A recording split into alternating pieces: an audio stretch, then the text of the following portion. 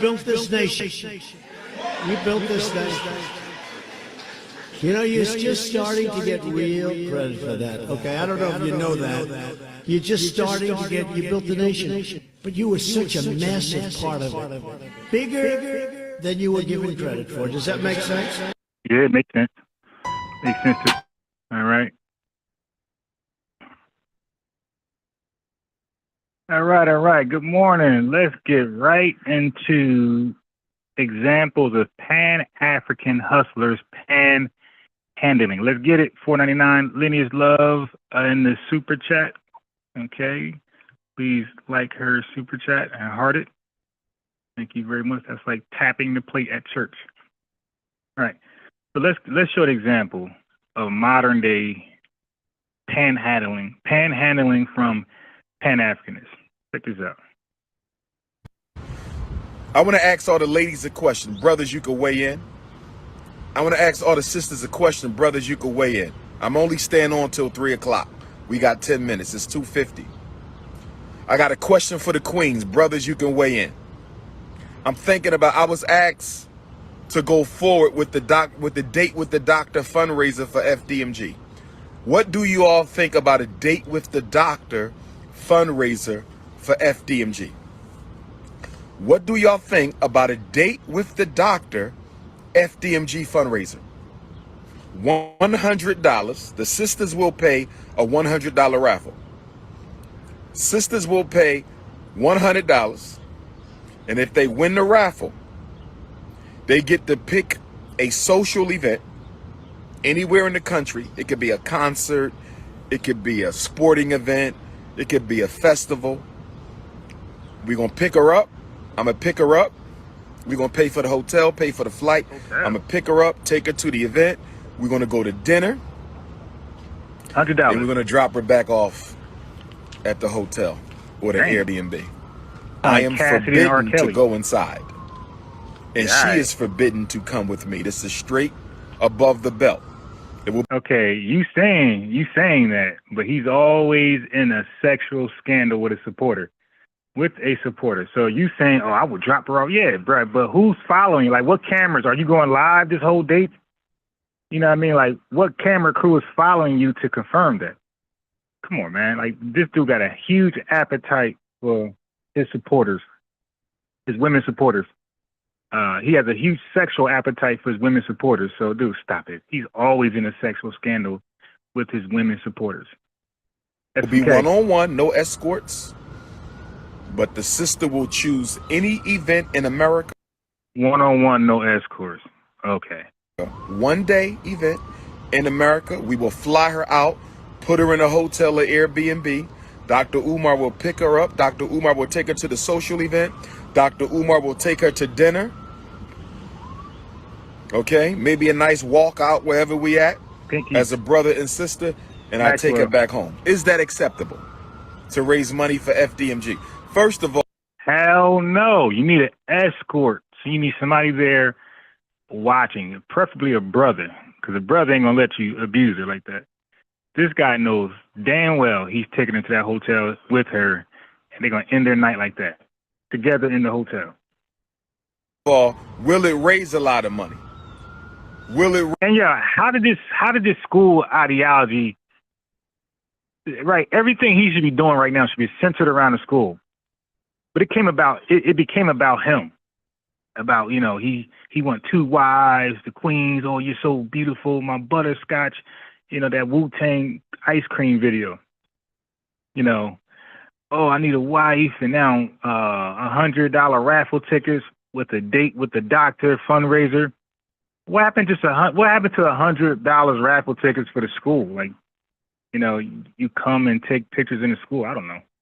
Raise, y'all say not 100. We got to do $50. We got HVAC.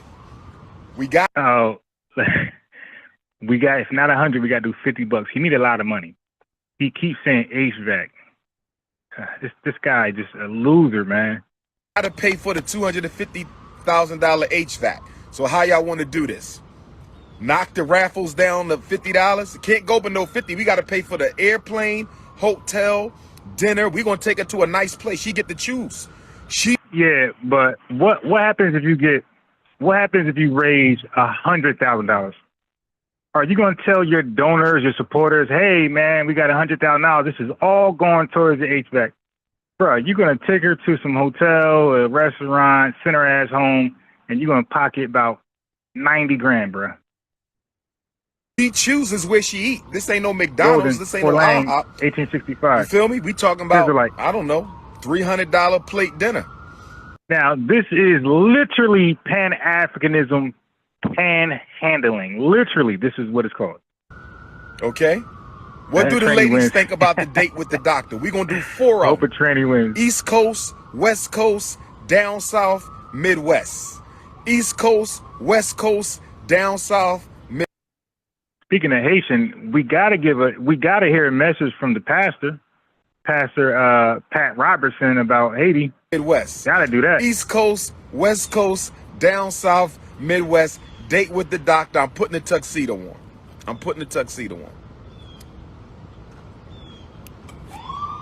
And let me guess, they paying for that too.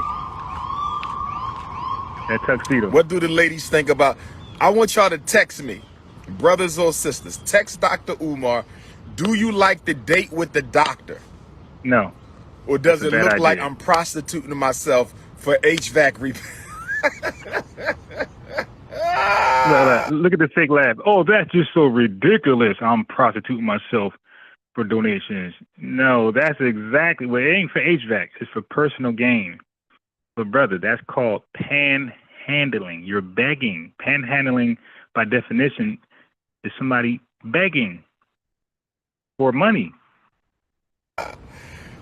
Do y'all like the date with the doctor, or do it look like I'm prostituting myself for HVAC repairs? Yeah, the latter. Do you like the date with the doctor? I'm serious. I'm dead serious. We know. I'm dead serious, brothers and sisters. I'm not We playing. know. We talked about the date with the doctor before. Well, you talked about it. Cool. We haven't talked about it since we got to school. Because date it was with ridiculous. the doctor. $50 raffle. Airplane, hotel, you choose the restaurant. 5-star hotel, 5-star restaurant.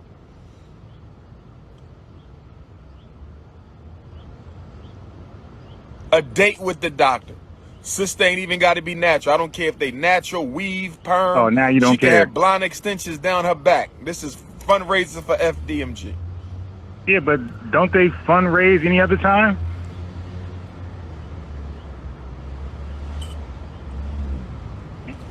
What do I think about what's been going on in the YouTube world? I don't follow YouTube too much. I do not have a YouTube channel. I have more videos on YouTube than any scholar alive because I'm more loved and supported than any scholar alive. This guy's not serious. And I have more hate videos 100 to 50, than that's any fast. scholar alive because I'm more hated than any scholar. I'm the most loved and the most hated. Bro, nobody hates you. People criticize you because they see you as a fraudster, bro. You got money from people and you didn't deliver over a decade. Yeah, people see that as you becoming a fraudster. Not becoming, people see you as a fraudster. You take money in exchange for a big promise and you didn't deliver. Okay, so yes, people are going to start saying you are a fraudster, you are a scammer. That's not hate, that's reality, man. Anybody promise something and take somebody money and don't deliver, with crazy time going past, all of them will be under the gun of scrutiny. Black scholar in the world. I'm the most loved and the most hated black scholar in the world.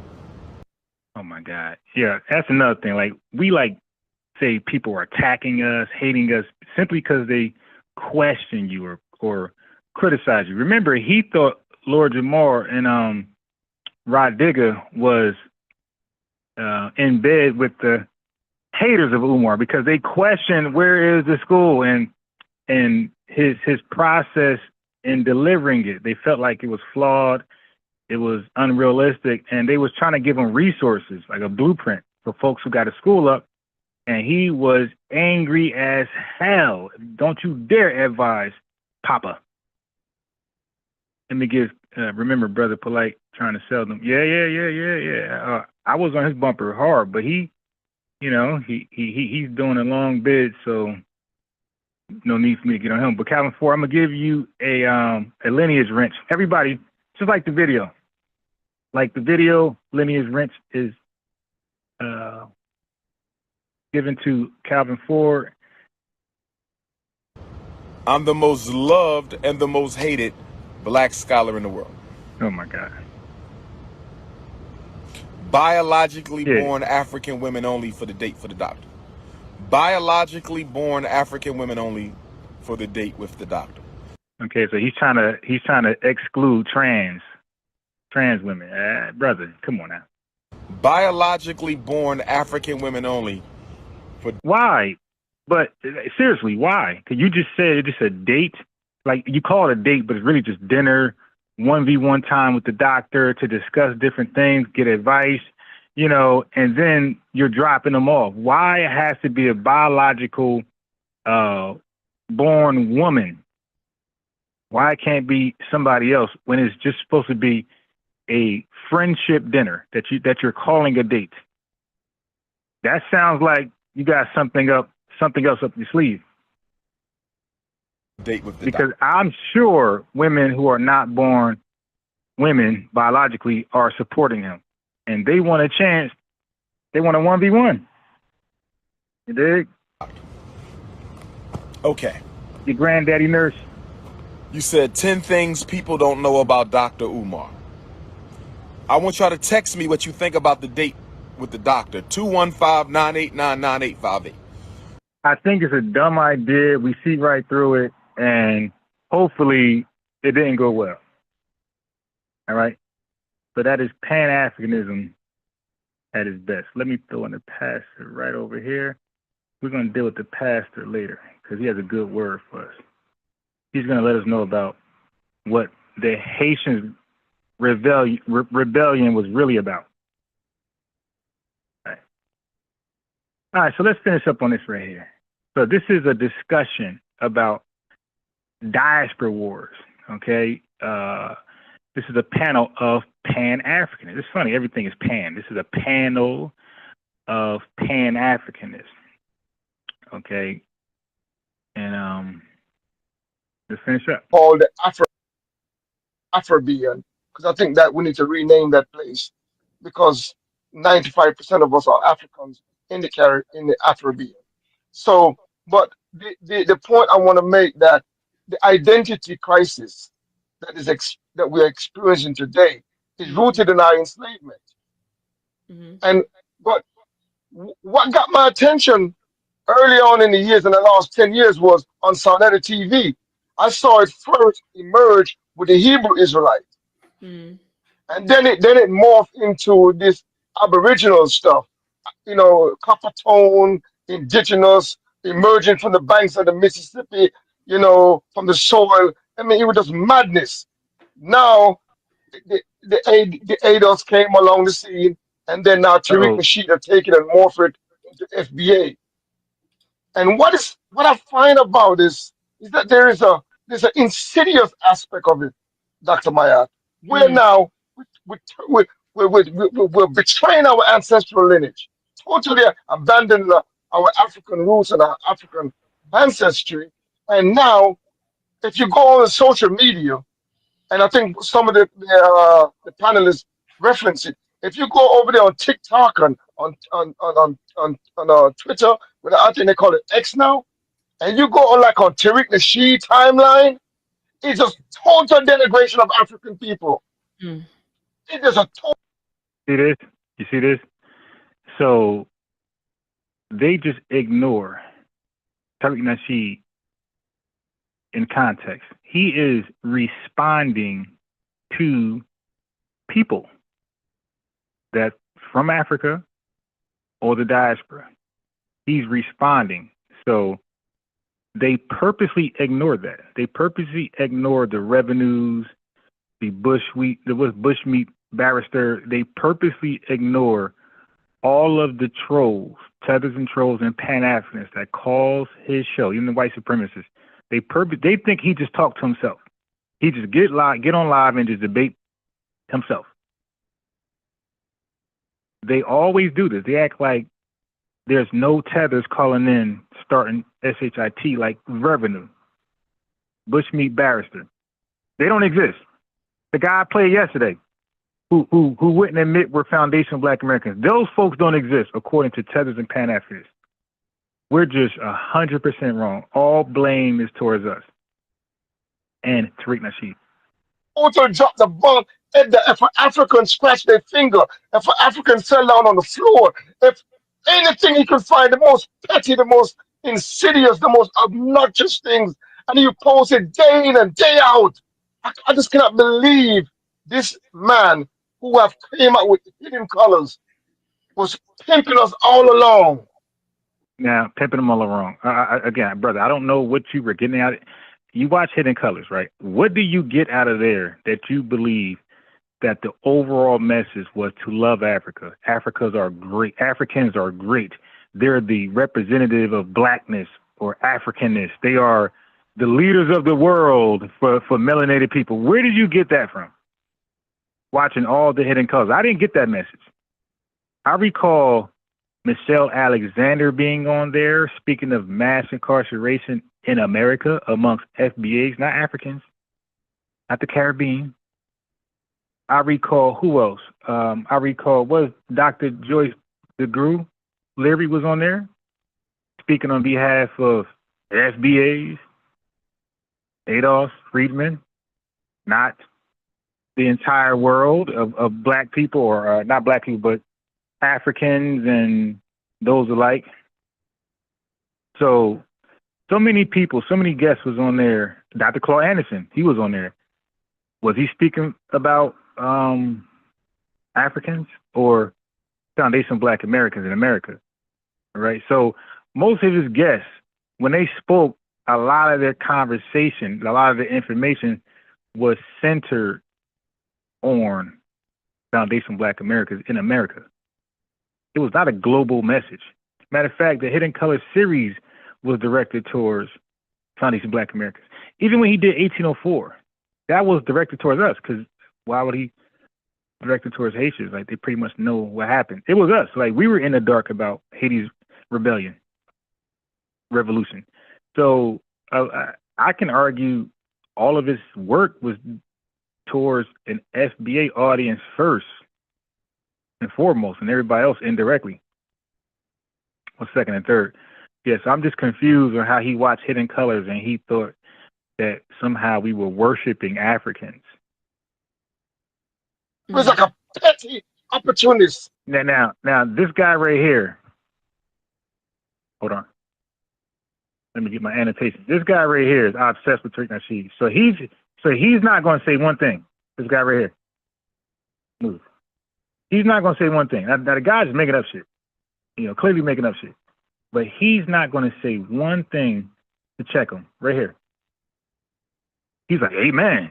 Because he has a sick obsession for Tariq Nasheed. It's really out of envy and jealousy. Like, guys, content creators, they are mad that they've been on the net for 1,000 years and they are nowhere near the stratosphere as Tariq Nasheed as far as views, content, influence, success, and things like that. They think that should be them. And it's playing on the mind of the ignorance of our people and using it to just dump on fellow Africa and creating this rift, this animosity. We were already suffering with the Hebrew Israelite stuff. We were already going through this madness with the Aboriginal. Then he came in with a certain level of legitimacy. So when he says already going through this with the Hebrew Israelites, he's saying that because a lot of Hebrew Israelites, One West Hebrew Israelites, do not accept or respect Africans, starting with Captain Tazariak of IHBK. Like, these guys, part of their early doctrine, they did not, the One West doctrine, so all those guys with Hebrew Israelites that's on the corner, they do not rock with Africans, and only, when it comes to Black folks, only Africans. Like, they are inclusive to the Caribbean. They do not rock with Africans at all. Okay, they say what we say. Okay, the Nation of Islam also. The Nation of Islam was inclusive to South America Central America and the Caribbean. The Nation of Islam was exclusive when it comes to Africa. So y'all ask yourself this. Why did the Nation of Islam excluded Africans?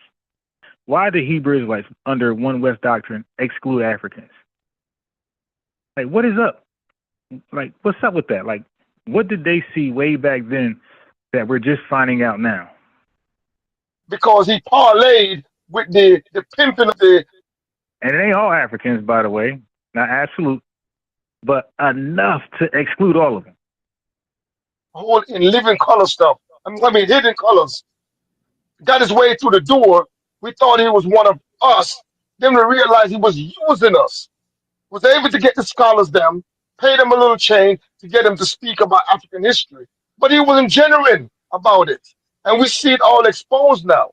Mm. Then he come talk about this multiple lineage stuff that he, that correctly pointed out the fallacy and the flaw of that. But what is creating is the so-called rift.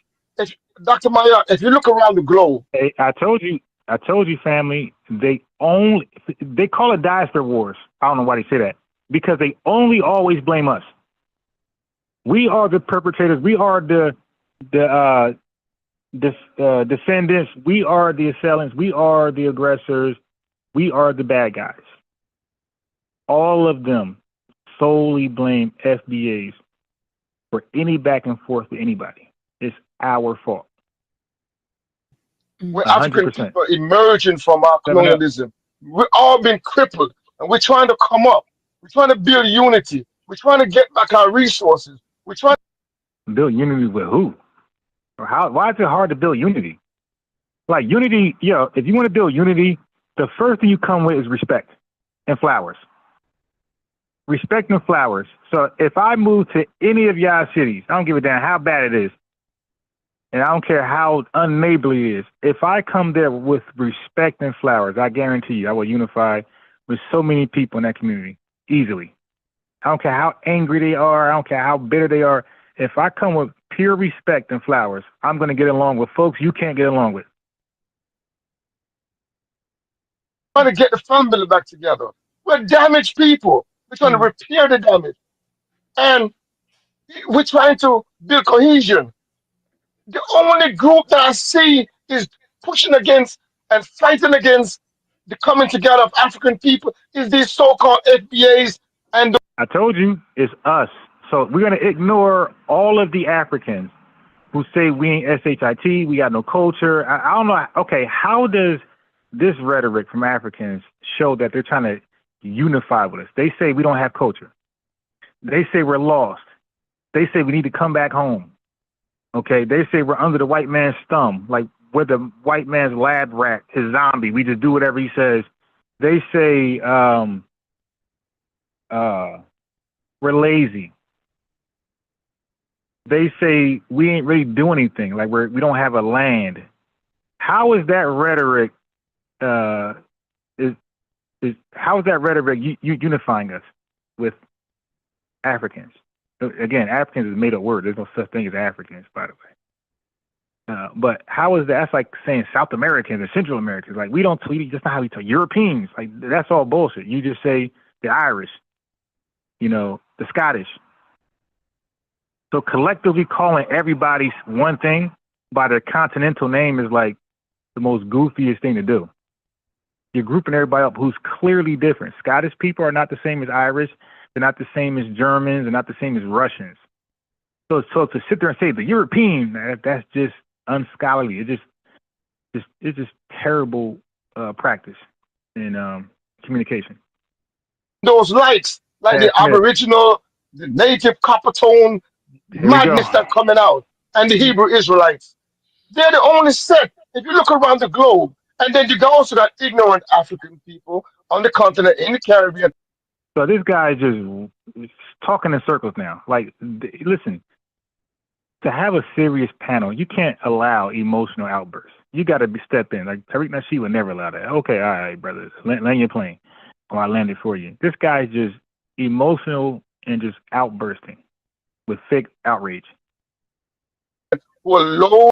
So Maxwell Jenkins is in He sent the lineage love in the super chat. Everybody like it and, give it a heart. He says, I reiterate, the most of these conscious people were in TN's documentaries, Turk Nasheed documentaries, but they have disdain from. Right. So everybody, all these Pan-Africanists were in Turk Nasheed documentaries. He let all of them get their SHIT off, all their weird, all that stuff. He let them go in. And they turn their back on him and say he's the worst man ever behind his back, because when all of them had a chance to face him, either online or in person, every last one of them was riding his NUTS pause. Every last one of them. They were afraid to confront him in person on doctrine. I ain't saying fighting. I'm saying doctrine-wise. They were afraid to confront him in person, and they were afraid to confront him online. You see what happened with Professor Smalls. He had a lot to say about FBAs. But then when he was talking to Tariq Nasheed afterwards, and Tariq Nasheed brought it up, now all of a sudden Professor Smalls says he's FBA too. Like, God damn, you just copped a plea like that? No fight. Yeah, exactly, Chad Smith. I don't like to say that name because my man is like doing hard time. Justice caught up with him. So I kind of like want to erase him from history until he shows back up on the scene. Like it's just so much negativity with that name. I don't want to say it.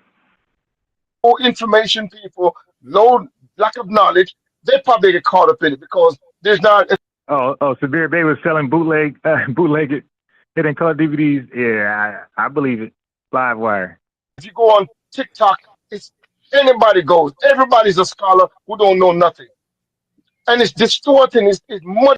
That's another thing Tethers and Pan-Africanists say.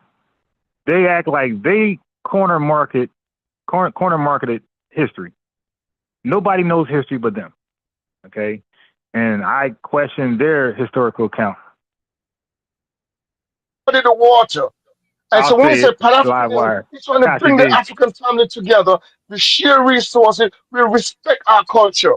We respect the achievement of African Americans, those in the Afro-Caribbean, those on the continent. Most of my teaching was from scholars, from African American scholars who bred me, who nourished me, who took me out of my darkness stage. So when he says nourish him, now a lot of folks from the Caribbean, when they talk about elders and babas and grand sheiks, trust me, their research is based on confirmation bias. These guys go to everybody who says something great about Pan-Africanism and all Africans in the diaspora and the continent. That's all they watch. They don't watch anybody that's not promoting that or speaking against it. So when he says the elders, the babas, the grand sheiks and professors, he's talking about those who just speak that Wakanda stuff. In my darkest moment, and lift me up to the man that I am today. African American scholars responsible for that. Did she say Ashe? The hell? African American scholars are responsible for that. Yeah, exactly. I told you, like the Pan-Africanist sympathizers. Maxwell back in the super chat with some more lineage love. He says, I'm especially disappointed with Dr. Mayat. Classic two-faced-ism, made-up word piece. Yeah, exactly. So what? Because she just debated Unc on this, right? And she was like rocking with us.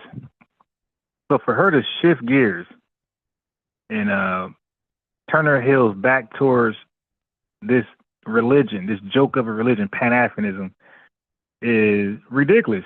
And we want her, let's have the conversation. I'm over here. I'm saying, so when I hear this thing as if there's this group out there or this movement out there against African American, it's a false argument. And I hear a brother, and I think he's still on the panel in the red. He was saying that the Africans them there now is not Pan-Africanist. Now this dude is giving a lecture. Ashe. This dude is allowed to give a lecture right now and call people out on the panel. And I wonder if they're going to let Street Media TV defend himself. That's in the bottom red, because he's calling names. Most African people don't know nothing about Pan-Africanism. Thank you. So we got some honesty from this guy. He said most African people don't know anything about Pan-Africanism. Thank you. We've been saying that. We've been saying we're saying the only Pan-Africanists are in America, the true ones. I mean, when I say true, I'm talking about that they're still garbage, but they attempted to practice it. They attempted to reach out to the diaspora and the African continent to get folks onto this kumbaya stuff. He just said most Africans they're unaware of Pan-Africanism. We've been saying that, and they've been saying, no, they practice it. One more time. Now, he was saying that the Africans, them there now, is not Pan-Africanist. Most African people don't know nothing about Pan-Africanism. It's only the scholars know about Look, and that's why George Macon was laughing. Like, yeah, that's our point. That's our talking point. I know this guy right here is mad as hell, and Dr. Mayat mad as hell. He said that. Because that is our talking point, fool. We're saying the only Pan-Africanism fake works are done in America, nowhere else. And most African Americans don't know nothing about Pan-Africanism. It's only the. That's a lie. That's a lie. That's part of our civil rights. These guys infiltrated the civil rights movement. Stokely Carmichael. We know a lot about Pan-Africanism. We know about the Black Panthers and this person, that person. That's a goddamn lie. What are you talking about? See, dude, they can't but help mix truthhood with falsehood. Scholars, if you go across the universities, if you look at the writers and most of the scholars in African American community, they're all Pan-Africanists. I've never come across a serious African American scholar who were not a Pan-Africanist. All right, this guy just lost his goddamn mind. He never came across. I tell you, his research is based on confirmation bias. This guy said he never came across a scholar, a Foundation Black American scholar, who was not Pan-Africanist. This dude literally lost his mind. But again, he's not from this country. He doesn't know, like, what scholars do you know outside of Pan-Africanist scholars? I see why you would think that. Because they know the connectivity that we're shared. We share biological, cultural, and political connection throughout this. We don't share nothing cultural. We don't share anything biologically. Matter of fact, let me send this link. I told my boy I was going to get him more. And I ain't talking about DJ Focus just yet. He's going to hop on when Jamaican Dream hop on. But I told my other man's wanted to say something to y'all. Y'all know him. He's the one that cooked. He goes by the name Ex-Architect. He's the one that obliterated Stu Pease in that debate. So let me play this. Let me give him the link because he wants to add something in today. I think y'all going to like what he got to say. Centuries. In the last 500 years, we've been together fighting against the same system of oppression that's denying us in the Caribbean. Listen, we're not fighting the same system of oppression. Okay? We have white races oppressing us. Who's oppressing you in Jamaica? Y'all had independence since like 1790. Not independence. Y'all slavery ended in Jamaica in 1790, somewhere around there. So who the hell was oppressing you? Just all Jamaicans were there. Okay, hold on. All right, let me send him the Zoom link. All right. Denying us in Africa and denying us in America. We've been fighting to come up.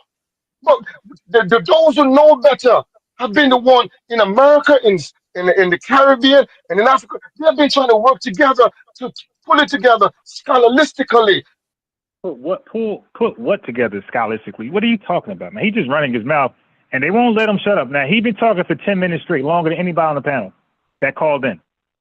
Politically, organizationally, trying to get it together. We don't need the division. We don't need a divisive language and the hurtful talk and this idea. And I'm going to address this last point because I know other people want to speak about Africans are coming to America for reparation. We're coming to steal your reparation. That is, I've never heard that argument amongst any African group in the Caribbean or Africa say, oh, I'm going to America because I want to go get their reparation. All right. So now this guy just, yeah. Oh, God. So he never heard of Africans and folks from the diaspora saying that they too are deserving of the United States of American reparations for SBAs. He's just a flat out lie. So what was the point of us using language to delineate from other folks who look like us in the world that comes to America? Why did we start to choose terms like ADOS? Why did we choose? Why? So we just chose that term for no reason. We just like, you know what? Everything. Most of the ADOS SBA terminology was from the reparations movement. It was spawned from the sensibility to delineate and call ourselves, self-identify ourselves with something exclusive from all others that look like us. That whole reason was for reparations, so they won't just cut checks for everybody who come to America. This guy crazy. That's a straw man, a false, totally false argument. No one have ever said that. And then no one has ever said that. That's an absolute claim. And he's allowed to just rant emotionally. The panel just ashe. As long as he's just hating on us, now I guarantee you, if they allow George Macon, who has a channel called Street Media TV, I guarantee you, if they allow him to talk, I guarantee he won't be as long as this guy. They're gonna cut him off, especially when you start to tell the truth about Africans and their fake Pan-Africanists and the Caribbean people. They're fake reaching out to unify. When he exposed that, I guarantee he get cut off and get met with opposition immediately. another issue as well. When you look at the whole force of colonialism and imperialism, who was responsible for enslaving African people, it didn't begin in 1776. We got to go all the way back and deal with the whole history. If we're going to do reparation, we're going to repair the whole African family that was damaged. Wait a minute. Wait a minute. Y'all caught that? He just said that he's never heard of one non-FBA African who wanted to anchor themselves in reparations. And he just did it. He said, hey, reparations go further than 1776. He just did it. He just attached everybody else to our exclusive reparation claim with our government. He just did it just now. He just said he never heard of it, and he just did it. Look, he attached all of Africans to our reparations. Look, goddamn. When you look at the talk about speaking out both sides, he just said he never heard of it, and then he's the one who said it. the whole man, a false, totally false argument. No one have ever said that. And then another issue as well. When you look at the whole force of colonialism and imperialism, who was responsible for enslaving African people, it didn't begin in 1776. We got to go all the way back and deal with the whole history. If we're going to do reparation, we're going to repair the whole African family that was damaged. This idea of isolating, and we're already trying to put criteria. So he made reparations for FBAs that was exclusive. He just made it all inclusive. He said, nah, let's take it back further. Well, brother, if you go back too far, we want to start getting our reparations from Mali Empire, Mali. We want it from Ghana. We want it from Nzinga, Queen Nzinga. We want it from, a lot of y'all West Africans, Central Africans. If we want to bring reparations back before 1776, we're going to start handing our, sending a checkbook to some of y'all West and Central African nations. Now, Chico Muhammad said, why do y'all imitate Tariq Nasheed? I didn't know that this was a Tariq Nasheed exclusive talking point. See, this is a guy who don't know the arguments of reparations. So, brother, what I want you to do, Chico Muhammad, don't troll in the chat. Click the link. The Zoom link at the top. Okay? Show us how we're imitating. See, God, this guy don't know the history of reparations in this country. Hey, bro, click the link and explain to us how we are imitating Tariq Nasheed, okay? And then what I'm going to do to you is show you that this conversation was happening 30, 40, 50 years before Tariq Nasheed. So click the link. Go ahead and click the link and tell us how. See, Tariq Nasheed is how you found out about reparations. That's not how we found out. I got books on reparations with Raymond Wimbush, which I played on here many times before in 2014, before Adolf, before FBA. So Tariq Nasheed is how you found out about reparations. A lot of our talking points. That's not how we found out. We always knew this stuff. Tariq Nasheed was just the most influential, like, and as far as he put it together, he packaged it together better than anybody else. That's all. Like, his talking points were more crisp than everybody else's. But this stuff ain't new. But click the link and explain to us how we're imitating Tariq Nasheed. Now, watch this. All these Pan-Africanists, they all got the same talking points too. So are you imitating Marcus Garvey? Are you imitating Marcus Garvey? What are you saying different as a Pan-Africanist that Marcus Garvey didn't say? It's stupid talking points, man.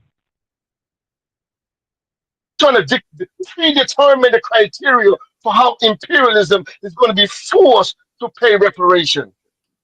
Hey, Chico, you got one more time to not, okay, if you say something else in the chat, family, just block them. The Zoom link is at the top. He don't got to debate with members in the chat. Dude, you can actually click the link and articulate yourself. Or you can express yourself verbally. Click the link. The link's right there. You don't got to debate folks in the chat. All right, click the link. Borrow time 7up. Miss Black says they are growing FBA. People are disgusted by their rhetoric, and the more they spew, the more people claim FBA. Same day. What up, man? Yeah, exactly. Hey, Chico, why don't you click the link and let's talk about the topic? Let's talk about FBA, talking points. Tariq Nasheed, Adolf, Yvette Carnell, Stone Talks. Let's talk about Pan-Africanism. But you guys just, you want to troll. So if he say something else in the chat, just block him. Because the link is right there for you guys to hit the link. If you don't got Zoom, I have a phone number for you to call in. So there's no excuses. We got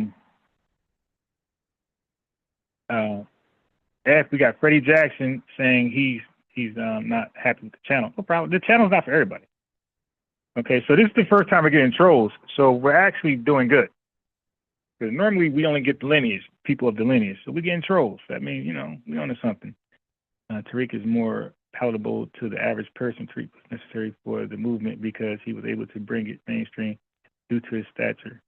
So the Free Old Mental Show. Are you FBA? Are you of the lineage? Or are you just a spectator here? Let us know so you won't catch friendly fire. But yeah, man, the link is there. It's pinned to the top. Just click it. Just a conversation. I don't cuss you out. Big. I don't get, But listen to this tether, just rant, just emotionally rant. Well, I think that's a fault. We got enough scholars, mathematicians. Okay, yeah. So if you're FBA and you're hit for the first time, make that known so you won't get hit with friendly fire. All right. So I'm gonna give because the wrenches is for the lineage, right? So NJ Giant, I'm giving you guys all wrenches, right? So those who got a wrench, we know you're either FBA or a huge supporter of what we got going on. Right?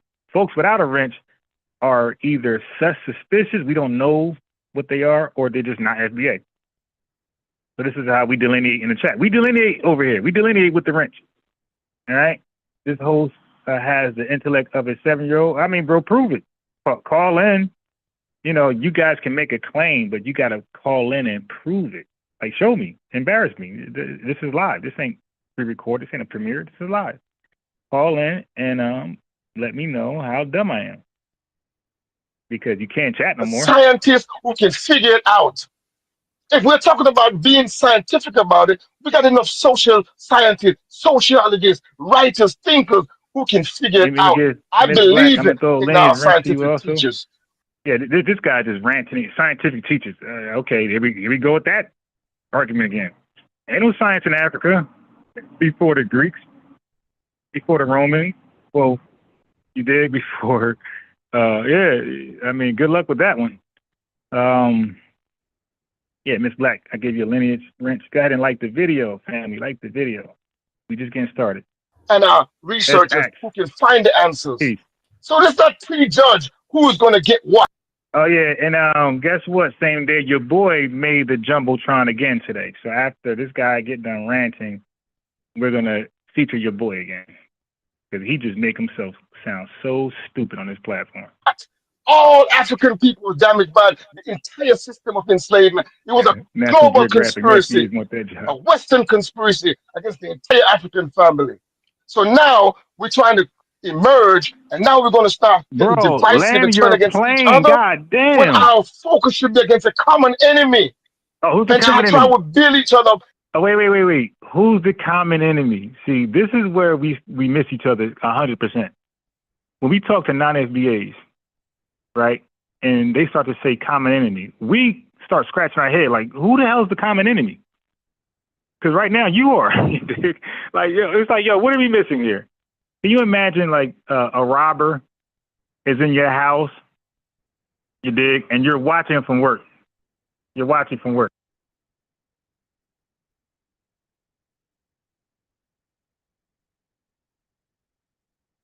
Yeah, so the common enemy, again, you got a robber in your house, and you're at work watching them on your camera as you call 911. But as you're talking to him, like, yo, please leave, don't take anything. You dig, just go. I won't even report this crime, just go. Can you imagine him looking out the window and seeing folks like break into your car? So that they're not with him. So those who are breaking into your car or attempting to, they're not with him, right? They're a separate, person trying to steal from you. Can you imagine the robber saying, yo, man, we got a common enemy. It ain't me. It's the person outside that's breaking into your car because he's also breaking into my car. The robber is saying this.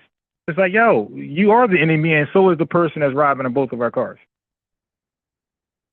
So when Tethers talk this, we got the common enemy rhetoric, I'm like, what do you do? You're the enemy.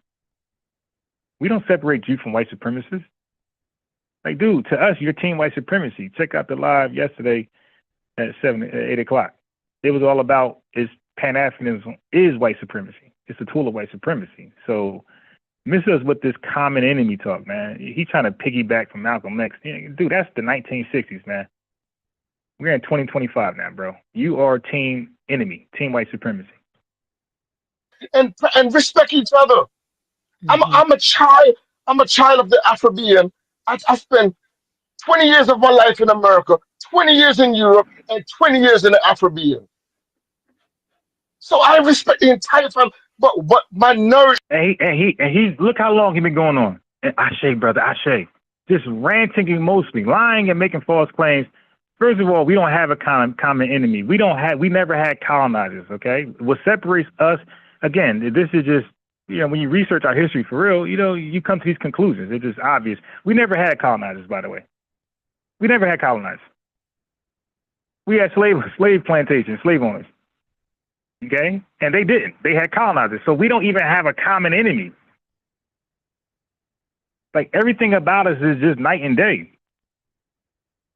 It's just a fact. But this guy is able to rant and rave for forever.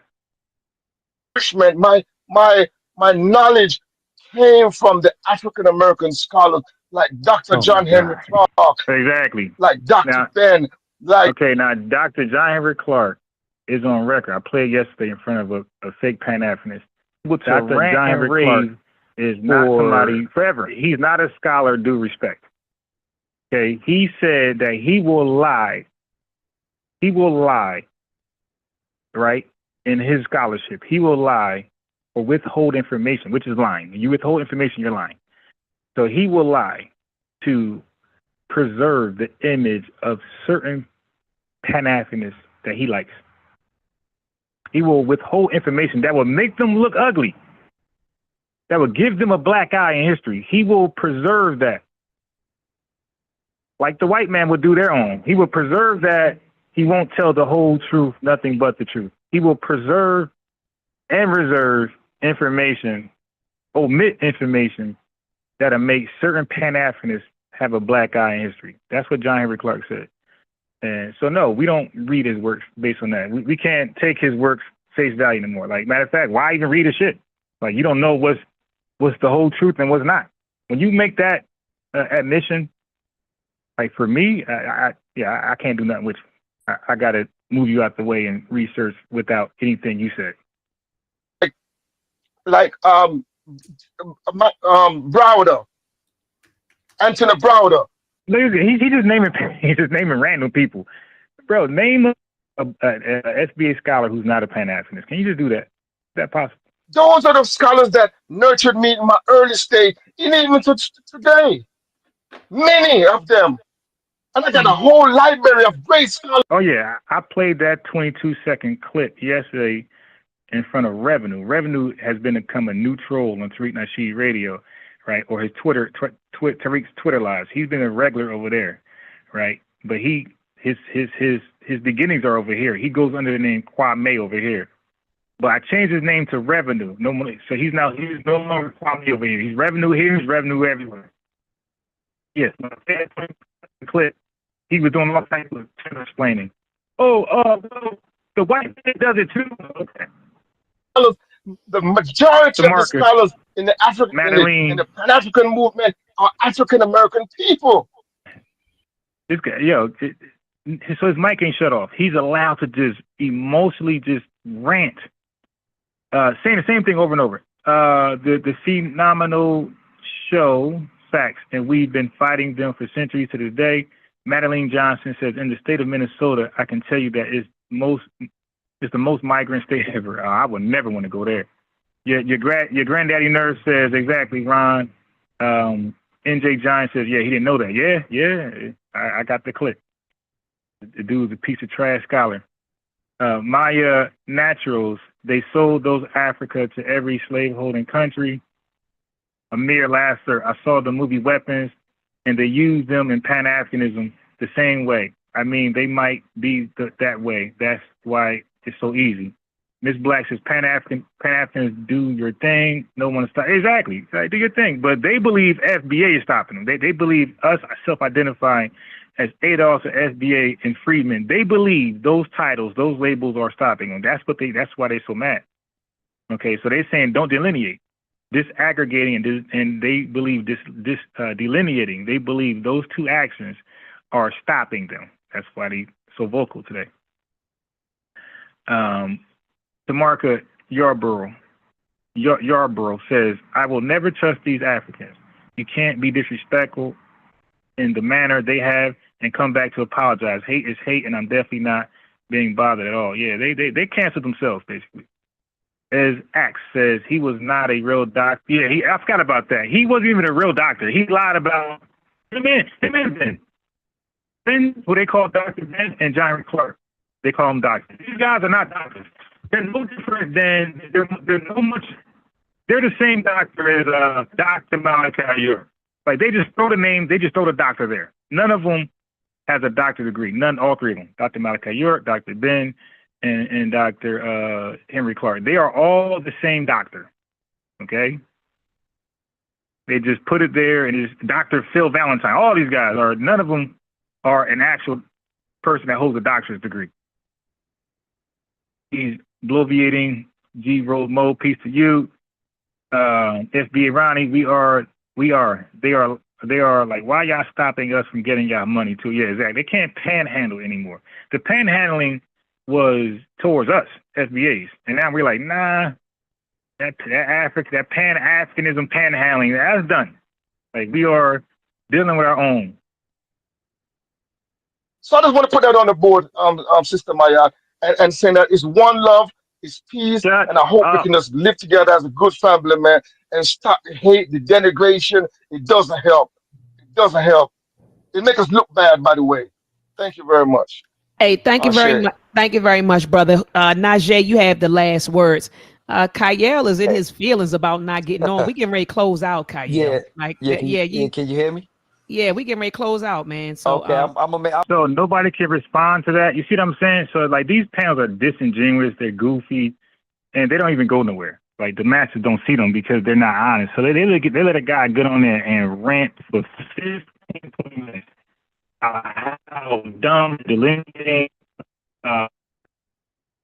this FBAs are. They're goofy. They're and nobody's allowed to respond to that. They're ready to sign off on that. I'm gonna make it real fast. So, my thing is, I agree with Who's talking right now? No, brother Najee. George. Hold on. Let Najee talk. Well, I didn't say nothing. Okay, Najee. I'm sorry. I thought brother George was talking. Yeah. So no, Now that name Najee, I don't know, man. Sounds like he gonna let everybody talk that agrees with the last caller, basically. So like I said, I've been kind of like just monitoring this whole thing. I'm not for or against, FBA, ADOS, but I watched the origin of it. So I agree with my man, the guy that just was speaking when he said it's I told you, Najee, let anybody talk that's gonna agree with Buddy. divisive. Only thing I don't like is where they try to make the divisiveness one directional. Like the disrespect isn't bi-directional. And you see that? And Dr. Mayotte, goofy ass, let that go by. This clown right here, let that go by. Everybody on the panel let that go by. That it's just one way. The FBs we're just so disrespectful. We don't want unity with, we actually don't. We don't care why? Like, you guys got to tell us why we need to unify with you folks. Like, how is it beneficial for us? Because even if benefits go one way, it's like, how does we benefit with you guys in America? You don't add to nothing. Like, how does 43 million folks becoming 44 million? I always say this. There's only about 1 million of these folks in America, 2 million at best. I'm talking about all of the diaspora in the continent in America. It's about 2-3 million of them. How do we go from 43 million? If we can't get anything done with 43 million, how do we get something done with 45 million? Or 46? That's not much of an increase. So we got a better chance linking up with Latinos who can add 60 million, or white people who can add 100 something million, or at least meet us where we at, 43 million. How does 3 more million folks help us get something done? So I'm like, there's no real benefit for us. And what we're trying to get done is adding on 3 more million people. And that's including every one of them get on code. Can you imagine only a selected few get on code? Now we're talking about 43 million point 200,000 or 100,000 or 80,000. Like, how is that helping us push the needle? It's not. So it's like, what benefit do we get? Because they benefit from our numbers, our pushback, our influence, media, charisma, all that type of stuff. They benefit from us directly in this country. But how do we benefit from them? So I'm like, that's where I'm at. Like, what do we get by unifying with you in America? How do we benefit? And we don't. You know what I'm saying? I'm from Newark, New Jersey. You know what I'm saying? I had a store. You know what I'm saying? And this is anecdotal. I had an African woman come in my store, and before she bought anything, she asked, was I African? When I said I wasn't African, she walked out. You know what I'm saying? That's called delineation. Now, that Tether who was just ranting emotionally, I would like to hear his response to that. Saying, and I got some real thorough African and Caribbean people that I know. But the divisiveness is bi-directional. Let's stop acting like it's just Tariq Nasheed. And I don't like when people, because I've been paying attention. So when he says that people are saying that people are coming to America to steal Black Americans' reparations, that is not the argument. The argument is that we have people in different spaces that are not Black Americans that the white collective is using to represent African Americans, and they use these same people to speak down on reparations. That's somewhat part of the argument. Now there we go. The reason why I came up on this platform was to address Unc. When Unc said that Tariq Nasheed splintered the reparations movement. I was like, again, I watched it. I watched the fall. Yeah. Unc is just a goddamn liar, man. Like, let's just be real. When it comes to this, the dude's just a liar and a hater, and he's bitter because he can't push the African American shit. Like, the dude's just a hater. Like, this dude is I've never seen a man obsessed with another man like that before, man. That's not manly. This guy is so obsessed with Tariq Nasheed, but he'll never call in, though. At least Revenue calls in. He'll never call in. He'll never call in Tariq Nasheed Radio his Twitter account. He'll never try to reach out to him, try to interact with him.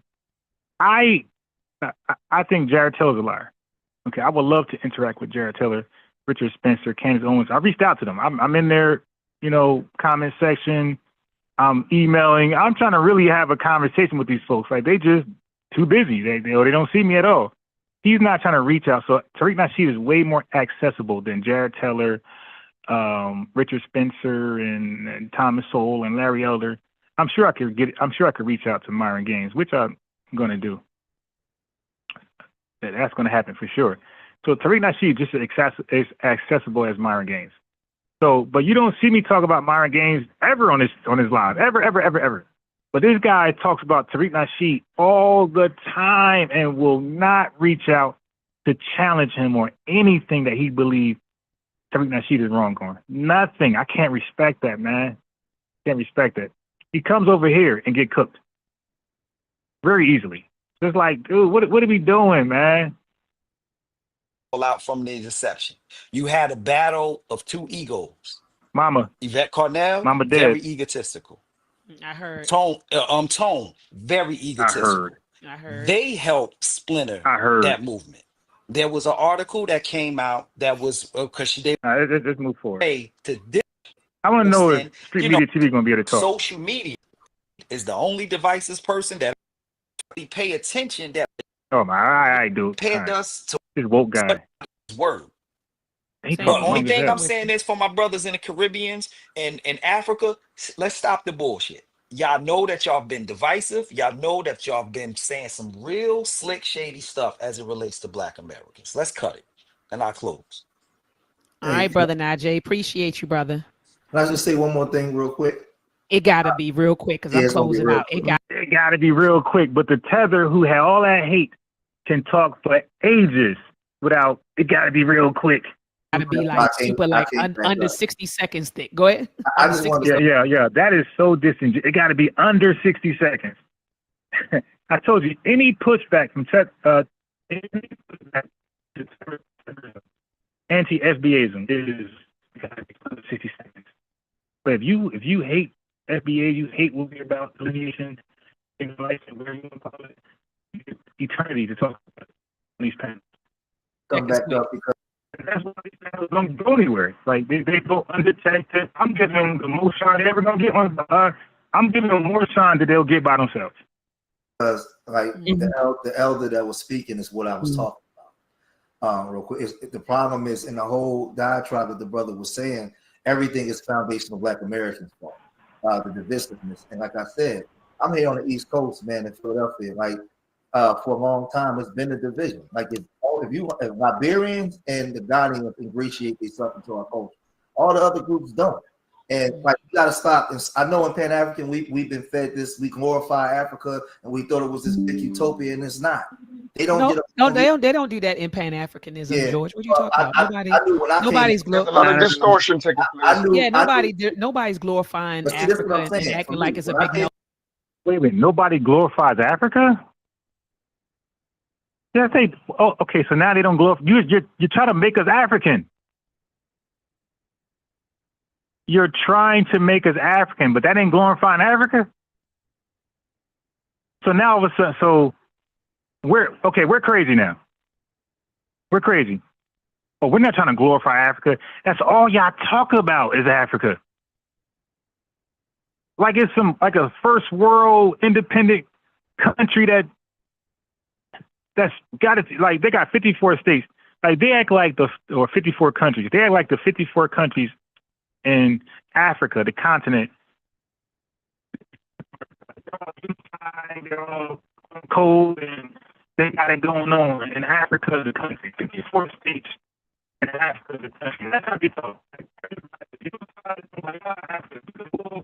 All talk about teaching African kids. Yes, you do. You guys glorify Africa. Off the streets, and I was move to stop the romanticization. Yeah, that's nobody. Exactly, Sister Juju. That's a distortion of Pan-Africanism. Oh, this it is is exactly. No, this is what I'm saying. So I told you what I say. And I predict that I say the most vile, disrespectful things towards FBA and Adolf and Freedmen, Foundation Black Americans, and he got no pushback. I said the minute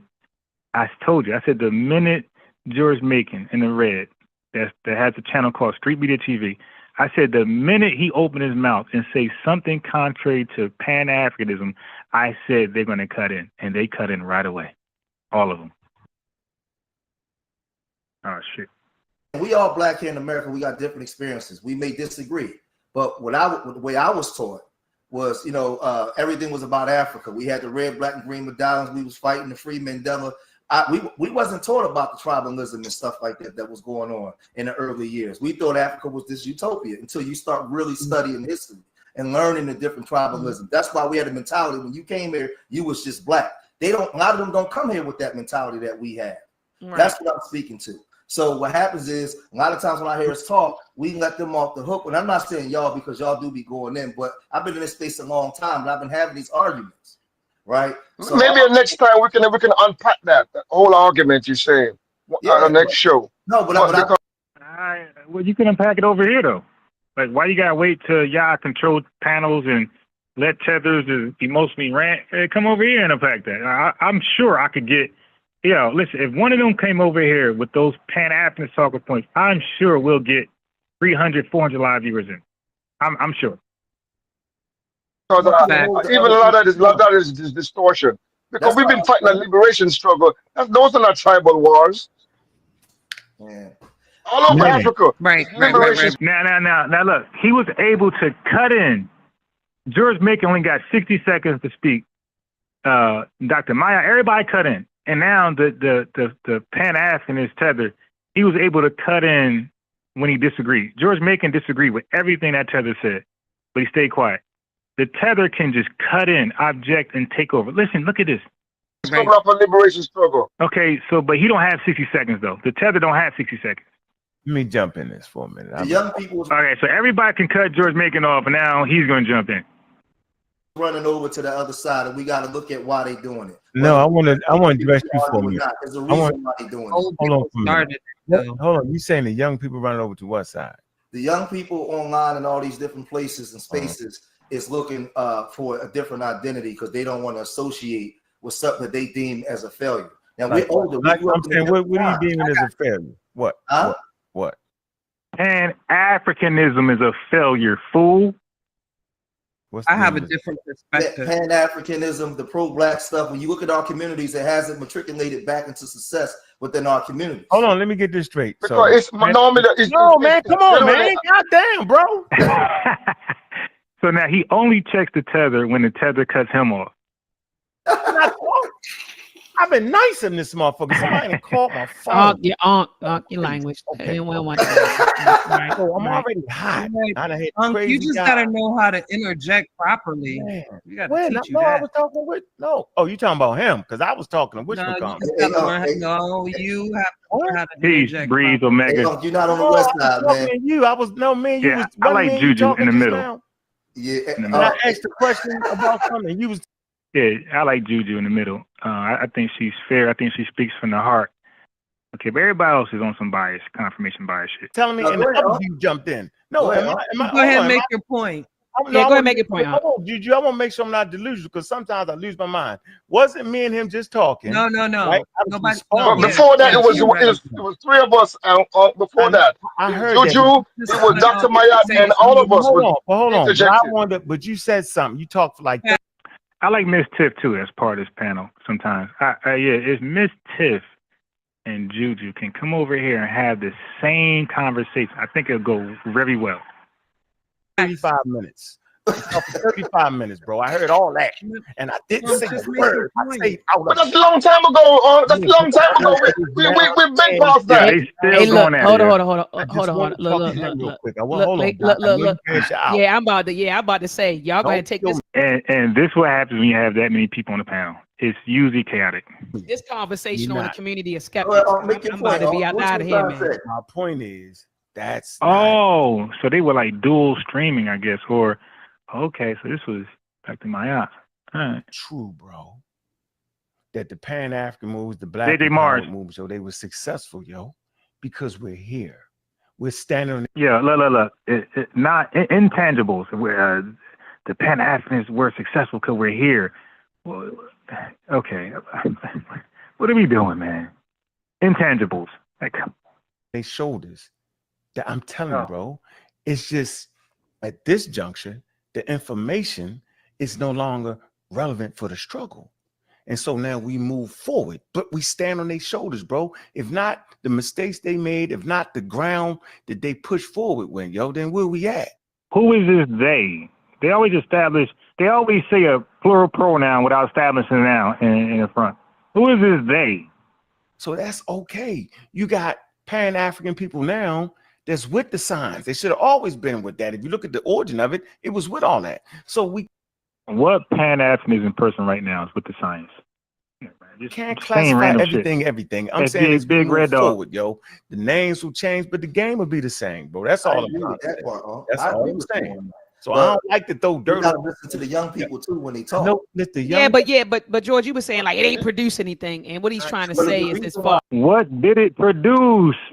I said that. I agree, but see, this is what I'm saying. No, you can't say you agree if you just said it. No, but I made a point. We're talking, George. This is the point I made, because I said when we look at the 60s and we look at like the executive orders that's on the books that was supposed to be for us, and the civil rights bills that was passed, it's not specifically for African Americans, it's for people of color, and discrimination against race, and these other groups come here and benefit from it while not rocking with us at the same time. So what you just said I agree with, but it has to be now made relevant for today's time, and I think that the young people today are voicing their opinion. We gotta listen to whether we disagree with them. The young always overtake the old, so this transition is happening. But no young people is gonna move forward can throw away their whole shit that came before them. Because if you do, you go right back to where you started from. You can't do that. Yeah, I can't challenge that. I'm in with that. So no, I don't think. And just to add a no, brother, no, brother Delani, that tether wants to go. So when they come over here and have this conversation with myself or Tariq Nasheed or Professor Truth, TBA, whoever, Tone Talks, Yvette Carnell, they do the same thing there. They rant. They don't stop. We got to mute him. Look, he's on a Pan-Africanist panel, and they got to mute him. They got to cut him off. So imagine when they come over here. Oh, the mute button. Oh, Tariq, the mute button. Yeah, you're out of control. Get in control. God damn. Like, how many times I ever muted Revenue? Like, I could count on one. He been over here 1,000 times. He probably been muted like 5 times. You got to get in control. I think we represent success, Dr. Mayat. Yeah, I think we do. Yeah. What happened? What happened, brother? I think that we represent right here success, right? Coming up with programs, STEM camps. We got the paper. This talk. How? Okay, George's making point was how are the masses know nothing about that, bro? That's not success. It's not success. Success is when everybody benefits from it or they know about it and they can get access to it. Not success if it's out there, nobody knows about it, bro. Or little to none are benefiting from it. Talk about a need, for African-centered STEM. Yeah, if I'm a plumber, right? If I'm a plumber, and I do plumbing, and I got an LLC, I'm a single member, right? And nobody knows about it. How the hell I'm successful? How can I say I'm a successful plumber when I only got 3 clients? I'm in a city, let's say I'm in a city of 100,000, and I only got 3 clients out of 100,000. How can I say, and I've been doing this for 10, 12 years, 100 years like Pan-Africanism. How can I say 200 years like Pan-Africanism? How can I say I'm successful when I just got 3, 4 clients in 200 years out of, well, let's be real. Now we're talking about 43 million. Out of 43 million clients, out of 43 potential clients, 43 million potential clients, I only gathered 3, 4. Like 1, 2, 3, 4. That type of 4. Come on, man. That shit is not successful. Talking about that relevant things here, but we stand on the shoulders of all the stuff, though. I'm not gonna sit here and lie. Free to Claxton. Like that didn't push me to do more. I can't do it. It's not in my heart to do it. Right. So I'm not throwing that away. I'm saying we're moving forward progressively. Yeah. We are moving forward. Okay. All right. So And I'm gonna brother Delani, thank you so much. Peace and love to you, warrior. All right, so here's the problem. So when George Macon came over here, he made some great sense. We start talking about. He just said it right there. He said, you know, a lot of these affirmative actions, all these equities, these were passed for Negroes and colored people. Now, when they assassinated Dr. King, those involved, right? Those who you believe involved. I don't know who was involved, but I know you got assassinated. Okay, so when Dr. King got assassinated, they start to draft up language like people of color. And when I heard making Street Media TV talk about the people of color, talk about colored people, like the original colored people, the Negroes, and he talk about the people of color, like how they got thrown in there to what was deserving for us. Like we fought. People of color wasn't fighting in the Civil War, the Civil Rights movement. It was us. People of color were not getting bit by dogs, hosed down, jailed, killed, hung, lynched, shot. That was us. So family, when I thought of that, I thought of this. Colored only, no whites only. No whites allowed. Colored only. Waiting room for colored only. White only. Colored. No whites. Let me go down. This was some disrespectful stuff. To call these folks colored as though these signs apply to them at any time in their life.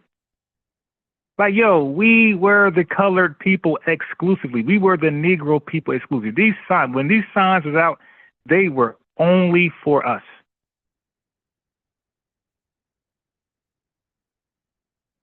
Whites only, colors only. Who was in this bathroom? Who was drinking from this water fountain that says color only? Were you any goddamn Indians? Any West Indians, East Indians? Who had access to these water fountains, to this bathroom, to this diner, whatever it is, this bus? When it said color only, who was there? So it's disrespectful. It was really a slap in the face and disrespectful to start to label everybody colored that immigrate to this country, illegally or legally, except for straight white men. And so they had to assassinate certain leaders. So now you got Jesse Jackson coming up with African American. No, how about address this colored thing? Because that was on his clock. That was on his watch. Where they called everybody color as though those signs apply to everybody that immigrates here. But as he was talking about that, I just thought about those signs. Segregation, no colors, allowed. I'm thinking like the nerve of them to latch on our stuff. And that's not latching on? You being called colored people of color, that ain't latching on? That's latching on, because there was colored people here before you. You becoming black and African American, that ain't latching on? That ain't anchoring on? Like, come stop. That's clearly latching on, clearly leeching and anchoring. All right, yeah, so that was wild. That was wild. All right. So let's get a message from the pastor, Pat Robinson. He had a revelation of what happened with Haiti and how they got under the French rule. And Christy, something happened a long time ago in Haiti, and people might not want to talk about it. They were under the heel of the French. Right. Napoleon III and whatever. And they got together and swore a pact to the devil. They said, we will serve you if you'll get us free from the French. It's a true story. And so the devil said, okay, it's a deal. True. And they kicked the French out. The Haitians revolted and got themselves free. But ever since, they have been cursed by one thing after the other, desperately poor. That island of Hispaniola is one island. It's cut down the middle. On the one side is Haiti, on the other side is the Dominican Republic. Yeah. Dominican Republic is prosperous, healthy, full of resorts, etc. Haiti is in desperate poverty. Same island. Sure. they need to have, and we need to pray for them, a great turning to God. And out of this tragedy, I'm optimistic something good may come. I mean, that's his revelation. You dig? Who am I to say he's wrong? All right. Okay. Okay. So now let's go here. Look at this silly shit right here. While we being serious with our delineation and what we got going on, listen to this bullshit right here.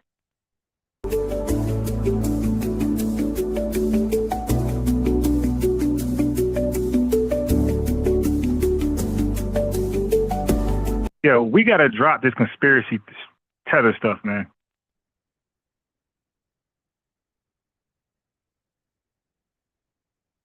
West Coast. So this video is really going to be a short video, less than 10 minutes. And I just want to correct something that my brother, Professor Griff, said. And I'm going to play the video.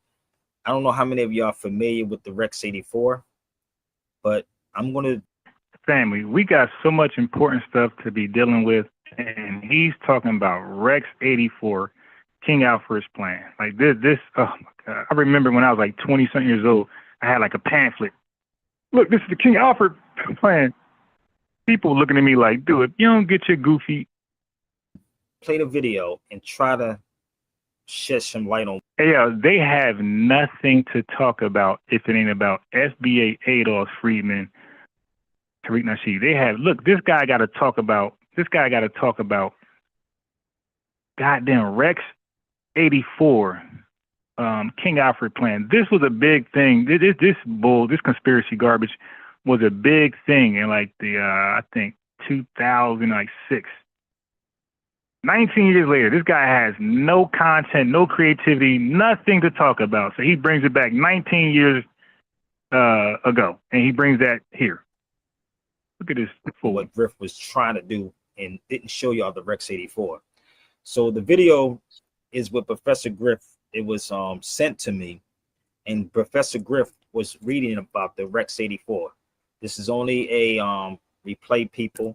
So it's going to be less than 10 minutes, but this is the Rex 84. This is the whole Rex 84. All right. And let me guess, it's for sale. If you never read this, you should get it. And if you need a copy of it, I do have copies of the Rex 84. The difference, what these dudes do, they do these videos and never show you what they're reading. So I want y'all to hear me out. I'm gonna play the video, then I want you to see what Griff said. Okay? So just bear with me 1 second. All right, so let me brief you guys. So we got one fool disagreeing with another fool, like two grifters. Let's cue this thing up. So I got in the comments on that one. Now, hold on. Let me just rock out with this real fast. Bear with me 1 second. I want you to hear this. You swear these people are on your side, but when it go down, when the reinforcements come, they said it right here in the Rex 84 King Alpha plan. Family, these guys are talking about this in 2025. Right. They can't come up with nothing to talk about. They're talking about Rex 84. All they got is fear tactics. Rex 84. Oh my God, the conservatives, they're going to get you. Trump is going to martial law and all this scare tactics. So you got two grifters who don't agree on their conspiracy theories. They're alarmist talking points. They're fear tactics. They don't even agree. Like the one on the left is trying to out scared the one on the right. Local law enforcement officials must contain the emergency until help arrives. Though it may mean fighting a superior force, New York City, for example, has a 25,000-man police force, but there are about 1 million minority members in the city. When they're using the term minority, they're talking about black people. That's not true. Okay, so now they're going to argue about that. So Professor Grift, with a T at the end of it, he says when they talk about minority people, they're talking about black people. And then the grifter on the left says that's not true. So he got his own definition. They can't even, the Pan-Africanists can't even agree on terms. That's how confusing it is. So one guy says black people, minority. The other guy says no. All right. True. We are reading from the King Alpha, Rex 84 King Alpha plan. We are confident that the minority will hold any city it took for only a few hours, meaning that if black people took a city when the Rex 80 King Alpha plan is announced, they will only keep it for a few hours. Oh my God. After the stores are looted. 5 easy payments of $59.99. Right. And there's chaos. Let's rewind that back one in the streets. They saying black people, minority is the term that they use, will only hold hours. Now rewind that back. I want y'all to listen up again one more time. You swear these people are on your side, but when it go down, when the when he say these people, he's talking about the white man. Okay, reinforcements come. They said it right here. No. You gotta say it like you gotta blow. White man. So you're the people who you believe on your side. He's talking about the white man. You gotta blow when you say white. Local law enforcement officials must contain the emergency until help arrives. Though it may mean fighting a superior force, New York City, for example, has a 25,000-man police force, but there are about 1 million minority members in the city. When they're using the term minority, they're talking about black people. We are reading from the King Alpha, Rex 84 King Alpha plan. We are confident that the minority. Yeah, these are two failed content creators. They've been on YouTube since they damn near own YouTube. And between both of them, they can't get 70 live viewers. These guys been on YouTube for thousands of years. On every platform, large platforms, small platforms, Nick Cannon, all type of stuff. And together they can't get 70 live viewers. Will hold any city.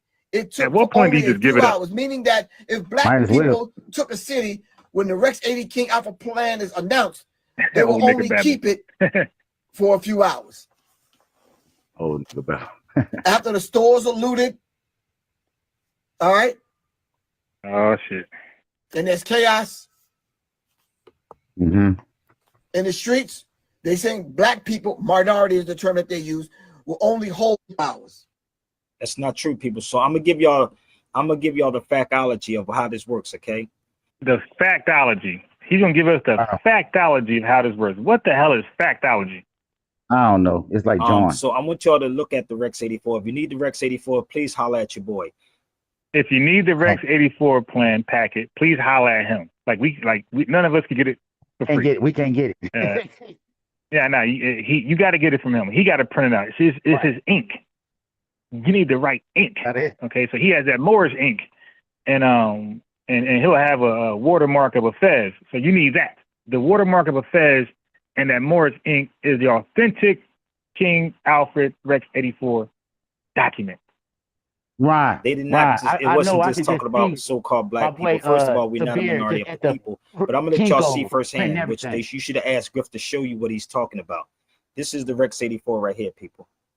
Executive order. It says Executive Order 11490. Executive order was authorized on October 1969 to counteract the minority of black, Indian, Latinos, Puerto Ricans, and poor white people. Take a picture. This is what the Rex 84 says, okay? It did not just talk about, it was not just talking about black people. I need you to start asking these people questions. Please ask them questions. That's not what the Rex 84 said. Okay? It is not. It doesn't matter what the Rex 84 said. It is not. We passed that. We way past Rex 84 said. So he's incorrect on what he just said. So we got two goofies arguing. If you want the Rex 84, you can actually get it. Here it is right here. I'm gonna go a little further before I get off of here. I told you gonna be less than 10 minutes. Okay, so if you want that, you got to send it to $100. Get the Rex 84, B. It's not correct. So let's just pull something up else about the Rex 84 and tell me it's football season.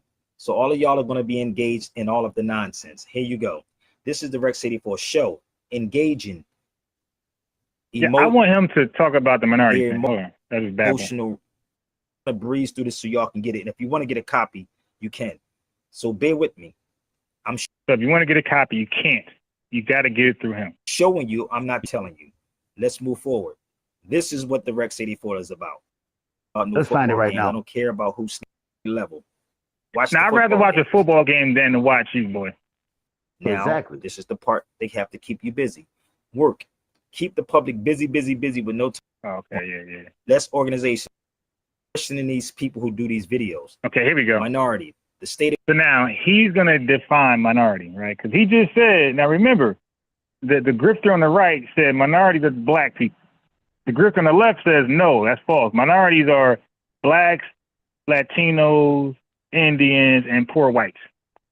Now he's going to read the definition of minority from a Black's Law Dictionary, 4th edition, page 298. Third paragraph. The condition of a minor or infancy. Opposite of majority, C minor. So if you claim you black people are minorities, you are claiming to have a mindset of a minor. What? How the hell you use the same word in the same? But how you define a word and use the word in the definition? He said, you Foundation Black Americans, you're claiming to be a minority, but it just means you have the mind of a minor. Wow. Wait a minute. But didn't you just say, now watch this fool, but didn't you just say a minority is blacks, Puerto Ricans, Indians, and poor whites? So he's even saying everybody's minority, according to the King Alfred plan. So this guy. Yeah, Sabir, man, it's garbage. I'm talking to you black folks. If you claiming to be a minority, you're saying you have a mindset of a minor. I'm going to. But you just said in the King Alfred report that you have, that's $100, and you'll take 4 payments of $25. Okay, you just said that they called all of us minorities. You said it was blacks. You're saying this: blacks, Puerto Ricans, Indians, and poor whites. You said that, and now you're trying to give us a different definition. So which is it? So when King Alfred, then Professor Grift was right, because Professor Grift said it was black people, right? You said it was everybody included with black. But if minority means black people with a little kid or minor mindset, then Professor Grift was right. It was talking about black people with a minor mentality. I mean, this is just wasting time, babble. Say this one more time. If you claim it to be a minority, you claim it to have a mindset of a child. That's not what we read. You read minor. You didn't read child. So you got to define minor. So why not just go ahead and break the word down all the way? Why not just break down minor in this 4th edition of Black's Law Dictionary? Look, what does minor mean in there? That is the definition of minority. This is why it's mandatory that exactly. you learn how to read Ronan, and have okay, so Ronan quoted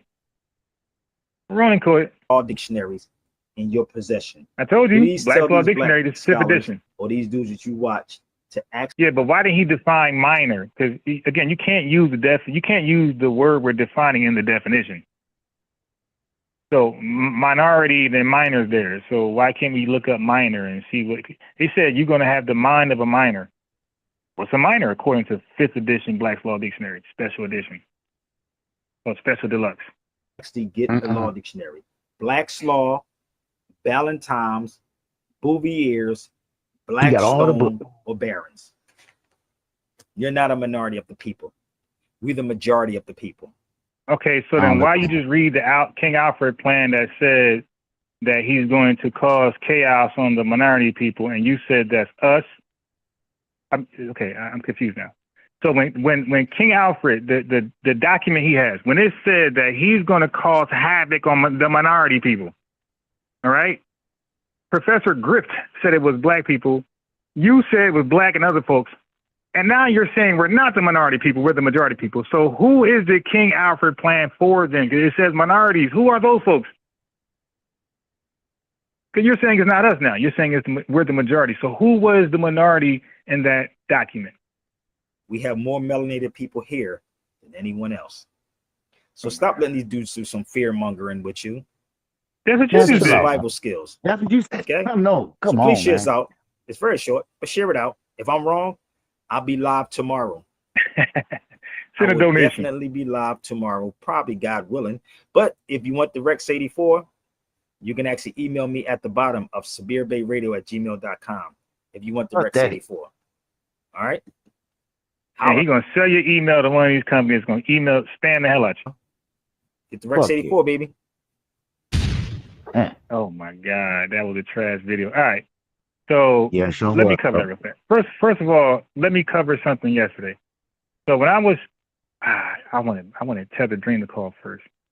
So I'm gonna give him the answer. Let me see if he's in the chat. Tether Dream. I don't see him.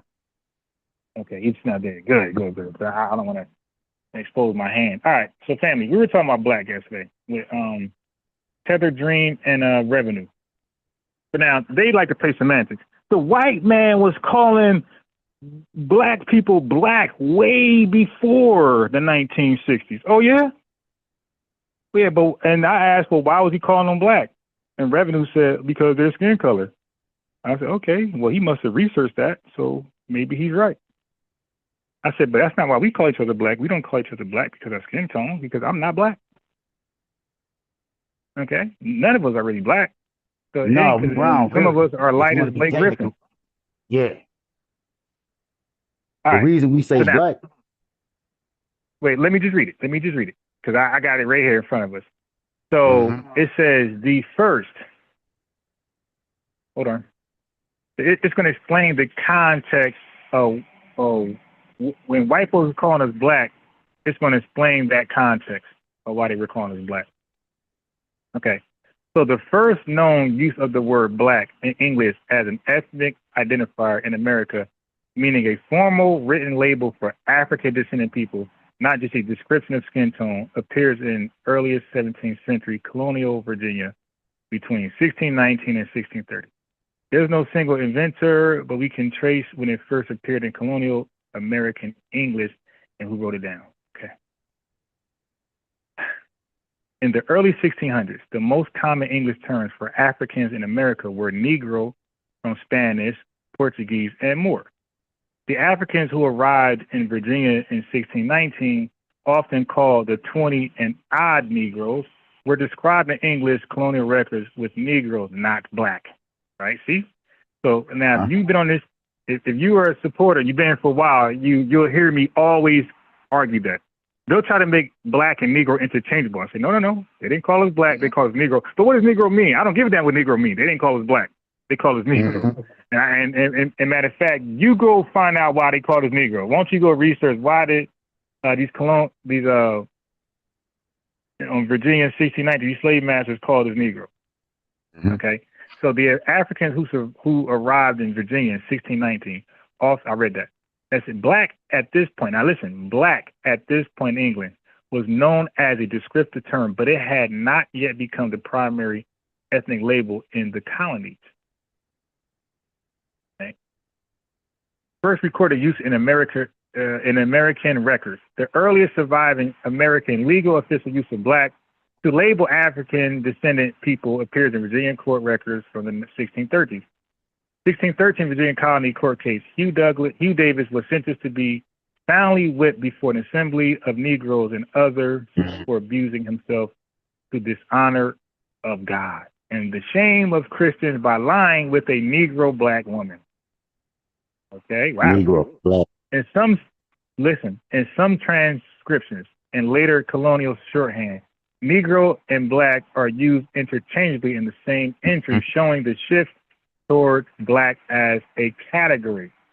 By the 1640s and 1650s, colonial laws began pairing Negro or black together when defining slavery and rights restrictions, showing black was becoming a codified ethnic category in English America.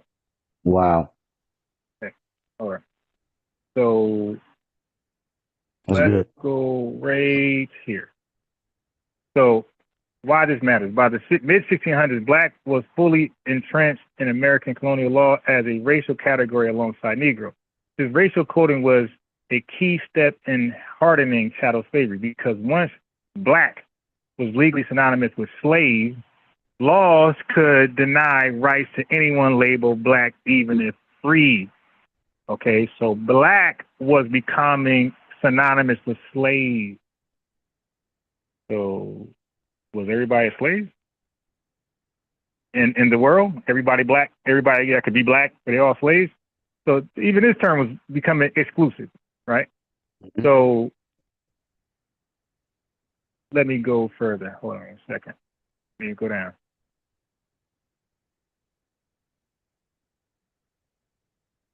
Okay. Let's read together. Yes, there's truth to Rex 84 being a real government exercise, but, you can't see it. Yes, there is truth Rex 84 being a real government exercise, but the King Alfred plan is fiction. The two often get blended together in conspiracy circles we just seen because they share similar themes of mass detention of Black Americans during a national emergency, but historically they are very different in origin. Okay, so Rex 84, Readiness Exercise 1984, real. It's real. What it was conducted by the Reagan administration in 1984. Rex 84 was a contingency plan created by the Federal Emergency Management Agency, FEMA, and the Department of Defense. Remember, at one point we were talking about FEMA camps. The FEMA camps, we start seeing storage units be built everywhere. Hey, that's the FEMA camps. They got coffers in those storage units. There's a whole bunch of crazy, wild conspiracy theories coming from these two grifters. Right. All right. So it was designed to test the government's ability to suspend the Constitution temporarily, declare martial law, and detain large numbers of people in the event of a mass influx of immigrants or domestic unrest. God damn. So this was, that's interesting. Primarily framed around a Central American refugee crisis, especially from Nicaragua and El Salvador. And they got prisoners in El Salvador today, but also contemplated domestic political dissent, right? Relevance to Black America. While it wasn't officially written as a plan to target Black people, but you let those two grifters tell it, it was all about Black people. Critics point out that such emergency powers could be selectively enforced against marginalized communities, much like COINTELPRO targeted Black activists. Okay. Some researchers argue that Rex 84 was part of a broader Cold War domestic control apparatus that could be used against any politically active group the government saw as a threat, including Black liberation movements, right? Which is garbage anyway. That's Pan-Africanism. Right. Public exposure. It came to light during the Iran-Contra hearings in 1987 when U.S. Representative Jack Brooks asked Oliver North about it. North was stopped from answering in a public session, which fueled suspicion. The existence of a detention camp blueprints and pre-written martial law executive orders worried civil libertarians. Yeah. All right, now that's Rex 84. Let's talk about the King Alfred plan. Okay, so the King Alfred plan, fiction, origin, introduced in the 1967 novel. This is embarrassing. The Man Who Cried. Right. The Man Who Cried I Am, by Black author John A. Williams. This novel is fiction. Oh man. But it includes a fake leaked government document that he's selling to you. Okay? Old boy just said, you want to buy this? Wait, let's go back to old boy. Old boy trying to sell this fictional fake leaked government document. And remember, he said you wait, remember, he said you can't find it. He said you can't find it because it ain't real, bro. So let me go back. He got something that's fake and he don't even know it's fake. Ryan, come on, man. Go back. Oh, where is this guy at? I missed that. There we go. I missed that. There we go. Jesus. Well, I don't know how many of y'all are familiar with the Rex. You should get it. This is the whole Rex 84. Excuse me. All right. Excuse me. If you never read, does that say King Alfred? I'm talking to you, same day. Does that say King Alfred?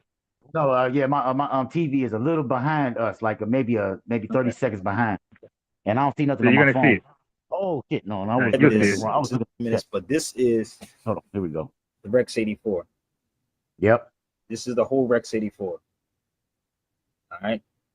If you never read this, you should get it. Alpha And right if you there. need a copy of it. I do have copies of the Rex 84. Oh my God. So he tied them together. So if his dumb ass wouldn't have put King Alfred on it, maybe he would have a real document, but it's still based on conspiracy theories. But he fell for the debates. He put King Alfred. So these folks, they mix up King Alfred. No, they conflate King Alfred, the King Alfred plan with Rex 84. They conflate those two together as they're one and the same. They're interchangeable. So let's go back. This novel is fictional. Matter of fact, hold it back up, brother. I do have copies of the Rex 84. Wait. I wanted to show King Alfred. Hold that up as I read. Hold that up. The whole Rex 84. All right. If you never read, there we go. Right there.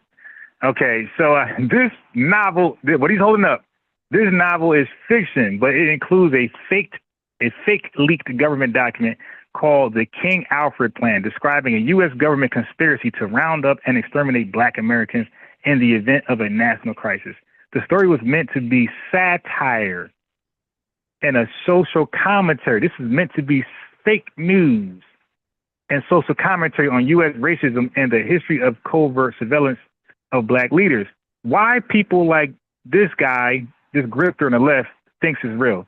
The idea resonated because of real programs like COINTELPRO, Tuskegee syphilis study, and military plans to suppress urban riots. Over time, many people began circulating the King Alfred Plan out of context as it was an actual government leak. This guy right here, you look at him in real time. He fell for it. In real time. Well, that's what people like that do, though. They fall for shit like that. They're not real. You don't research. You're not known for credible research skills. You fall for stuff like that. Why they get confused? Watch this. Both involve government contingency planning, potential mass detention of certain groups, fears of state violence against Black communities. Rex 84 is a documented government operation. The King Alfred Plan is fiction, but inspired by real racist policies and fears. Pan-Africanists, like even named them by name, goddamn, Pan-Africanists, civil rights activists, and conspiracy theorists have sometimes linked them together. Well, look, he said this is Rex 84, and we got King Alfred right here. So he linked them together. It named him by, it listed him by, labeled him by name. Got him. Okay, so, and conspiracy theories like this fool have sometimes linked them together. Both names on the same fake document. Suggesting Rex 84 could be the real life King Alfred Plan. That's another short right there, Ryan. That's another short. That's another short right there. Nah, I'm good. Nah, I'm not helping these guys. Nah, dude, I don't help trolls getting algorithms. All right, these guys' channels ain't lit for a reason. Out that you ain't on these fake documents. I don't care, but nobody cares about, bro. He got like 30 views. Nobody watch that shit. Bottom line, Rex 84, real FEMA. So here's the bottom line. Rex 84, real FEMA and Pentagon exercise focus on immigration control, but could be abused for political repression. Family, look, that's shit for immigration. Yo, they doing it now. ICE is rounding up immigrants, and they're saying, you're next, you're next. So something that was for immigrants, this fool is saying is for us. Shit. Yep. I talked to him the other day. I told him I was sitting on my couch. He got so mad at me. He told me. Hold on. Wait. Let me finish. Let me finish this real fast. Wait. Let me finish this because we really don't care about this guy, and I don't want his name being mentioned on my panel. That's why I keep saying grifter. Okay, so so the King Alfred Plan, fictional scenario from a novel, not an actual government plan. They are separate, but the overlap in theme, government preparation or detain or eliminate certain populations has made them culturally linked in Black political thought. Okay. There's another L for this guy. Like this guy makes content, but it's garbage. Like he has no creativity. He don't do real research, nothing. So he got to bring up some conspiracy theories back. Now I learned about it in like the early 2000s, but evidently this goes back to the Reagan administration. So, and the King Alfred Plan was a fictional novel in 1967. So this stuff is old. So 60 years later, this guy brings up fake news and says, I'm going to sell it to you. I got the original leaked government document. Okay, email me and I'll send you a copy of this fake leaked government document. That's terrible. Panhandling. That's called panhandling. I'm a Pan-Africanist. What is this? Amala Ekpunobi. So she's some Tyler-looking chick, mulatto from like South Africa somewhere, who gets like, look, 2.44 billion subscribers. This is what I'm trying to say. Like when FBA, now look, her fan base is FBA's, right? Okay. You don't get 2.44 million subscribers unless you got Latinos, FBAs, or white Americans subscribing your shit. Okay, ain't no immigrant group that just got here yesterday is gonna build you up like this. Right. It's not happening. All right. What kind of content you got?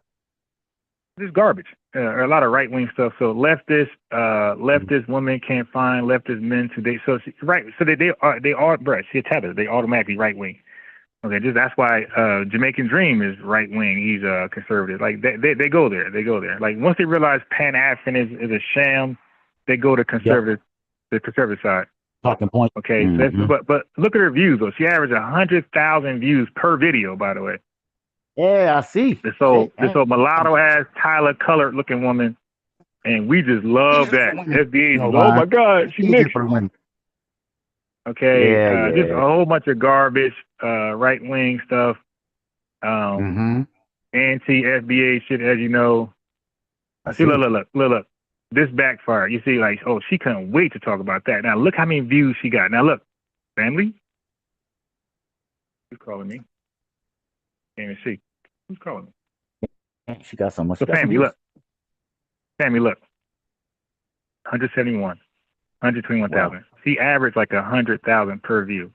240. I think YouTube paying her. YouTube paying her. Pretty sure they paying her. Obviously, she monetized. But look, I don't care about that. You supposed to get, if you're a content creator, you monetize. You're supposed to get paid. Like, what's wrong with that? Okay, but I'm pointing out something better though. So look at her views when she talk about regular bullshit. Now look when she talk about an FBA person. Look at her views. So 335,000. Yep. Okay. So it looks like she's appealing to a white, racist, conservative audience. When you talk about us, you get your most views. 11 minutes. Dang. Okay. So this is another tether, but I'm saying, like, how the hell, like, even Tariq Nasheed, he's at 250,000. She got 2.44 subscribers. Tariq Nasheed only got 250,000 subscribers. Like, how is it that Foundation Black Americans find a way to support everybody but Foundation Black Americans? DJ Academics, million subscribers.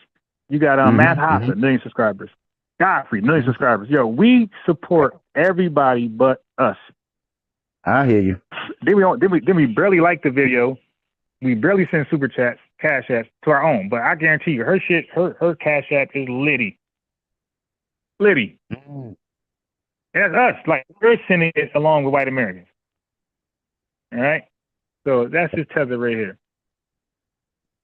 All right. All right. Wow. All right. So now, I didn't even know that. You found that. Okay. That ain't my favorite feed. Okay. So now I'm going to bring it back here. Bring it back here. Bring it back here. Okay, so I did further research on black because what I read earlier ain't really say much. So I gave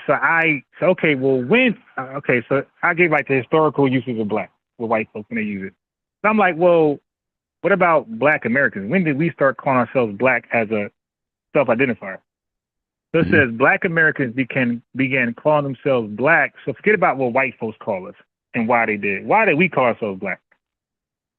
Black Americans began calling themselves black in the 1960s, as we know, as part of a deliberate cultural and political redefinition. So we're redefining. You see that? We're redefining. It's exclusive. All right.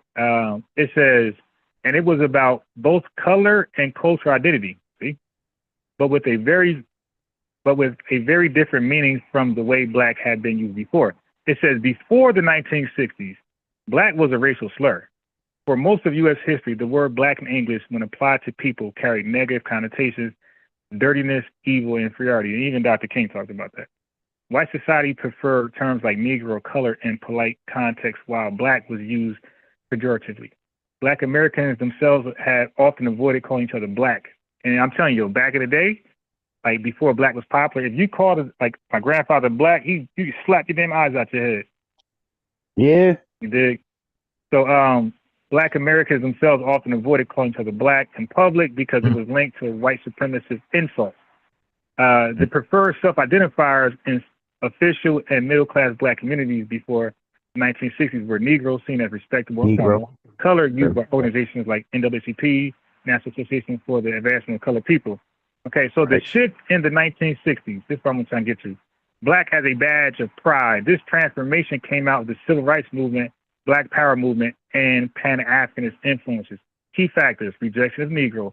Many activists saw Negro as a term handed down by white society tied to assimilationist politics and knowing your place. Black is beautiful movement. Artists, activists, and intellectuals began to flip the meaning of black, turning it from a symbol of degradation into a symbol of pride, resilience, and beauty. This was cultural reclamation, similar to how the marginalized groups have reclaimed slurs. That's normal. Some people say, hey, you call yourself the N-word. Well, that's normal. That's it. It had reclaimed slurs. This is marginalized groups reclaim slurs. They own it. So global anti-colonial influence. Check this out. Leaders like Malcolm X and Stokely Carmichael, Kwame Ture drew from African independence movements where black was tied to self-determination and liberation. A Pan-Africanism and solidarity with decolonizing nations in Africa and the Caribbean reinforced black as an ethnic political identity. One more time. Pan-Africanism and solidarity with decolonizing nations in Africa and the Caribbean reinforced black as an ethnic political identity, not just a skin color. So it's beyond skin color. Political power and naming. Choosing black was about self-definition rather than accepting labels from outsiders. So we were identifying ourselves, right? We were delineating when we called ourselves black. Okay, so here's an example. Slogan, I'm black and I'm proud, James Brown, 1968. Stokely Carmichael popularized Black Power in 1966 to signal a break from integrationist respectability centered politics. So using black was about self-definition. Yep. So when we called ourselves black in the 60s, we were representing ourselves. We weren't speaking for the global of Africans. This is something we called ourselves to self-identify. Yes. All right. So we had you could speak, but we had a caller in. Caller, call back. I will just finish reading. Yeah, call back. Caller, go ahead. Same day. You can speak on severe bullshit and this. Yeah, man. I mean, I ain't really I like that. We really not talking about Sabir. He's like a nothing burger, a real big fat nothing burger. You could just go ahead and just gloss over what the hell he was saying, debunk it, and keep moving. I like this new one that you was talking about. What we just talking about? Damn, you just smoking too much. Just talking about something. I was liking that, and I thought about that. Oh, yeah, I got it. We was on black, so yeah, black and I'm proud, man. That's where I had learned about being black that day. That James Brown, that tune can go today, dog. Say it loud. I'm black and I'm proud. Oh man, I probably was in my mama belly that day, but I probably heard it in her belly all damn day. You know what I mean? Well, no, that was like 1960 something. I ain't come to 75, so I wouldn't even have thought of a gleam in my father's eye that day. But they had to be having a good time. Shit, fam. Love it. You know what I'm saying? I think my man Ron had to step away from me. Oh, there you go. No, I'm here. Okay. All right. Yeah. So just want to give some more context to black. It was about self-defining. So that's why when Obama was being labeled as potentially the first black president, a lot of FBA was like, what? He's black. And that was confusing the American public, even Tethers. Like, what you mean he's black? He black like you. No, black ain't a color. Nah. Like, he didn't live the black experience. He doesn't have the lineage we have that goes to slavery. So he ain't black. So a lot of us rejected him being the first black anything. As a matter of fact, anybody that wasn't from the lineage that was called the first black, we always had a problem with that. Like, wait, what? Like, how this person could come from another country and ascend to the presidency seat office and become the first black something without the shame, the good, the bad, and the ugly that we experience in this country. How's that even possible? Exactly. Right. Yep. He went through no Jim Crow, no segregation, no deprivation, sabotage, undermining, no COINTELPRO, none of that shit. And he's able to come over here like just yesterday and just say I'm the first black president. And then immediately speak down on black FBA men. Immediately speak down on this. I would say he the first African American president. He was called. He was called a whole bunch of shit. But I'm saying he was called the first black president. Also, they say it now. If you ask the average person who's the first black president, they're gonna say Obama. They're gonna say Obama, but that's not right though, because he's not of our lineage. Well, just go ask somebody that. Have that conversation with somebody that's white or black. Know. Say, hey, I who? know what they're gonna say. Let me. No, I'm saying. No, forget. No, you don't know. Just go ask them. Like, find out. Like, report that back. Like, everybody should do that. Everybody should say, hey, I'm just curious. It's just an easy, simple question, but I'm curious about your answer. Who was the first black president? Wow. Obama. You already know. You already know. No, you don't already know. No. I'm like, I asked 5 people, and all of them said no, yes. but just go do it. Forget about hypothetical and what is. Just go do it. Just say, hey, ask a white person, Latino, whoever. Hey, who's the first black president that you know of? Obama. Just let me just finish though. You keep cutting in. So you say, okay, what made him black? What they might ask, what makes you black? Yeah, my experience in America made me black. So I'm not black. Look at me. Am I dark? Am I like black? No, I'm not black. I look nothing like a continental average. And my DNA is nothing like this. So it's like, what makes him black? He's from Kenya and he got a white mom. Kenya dad, white mom. How does Kenya dad, white mom equals black? Don't that equals Kenya mixed with somebody from a European country? Mulatto, whatever they call themselves, or colored, but that doesn't equal black. So how does that make it? And they might not want to talk about, I don't know, I don't want to talk about this. They might leave it alone, and then leave it alone. But it's something for them to think about, like, what makes him black? Well, he's the first African-American president. All right, we'll say that then. Yeah. But that's not interchangeable with black, though. African-American isn't interchangeable with black. I know they keep on trying to mix that, too. And that's so all we about got, the lineage. You rolled Mo says people used to say Lincoln. The first tether engraved with a transmission in the White House estimates a mess.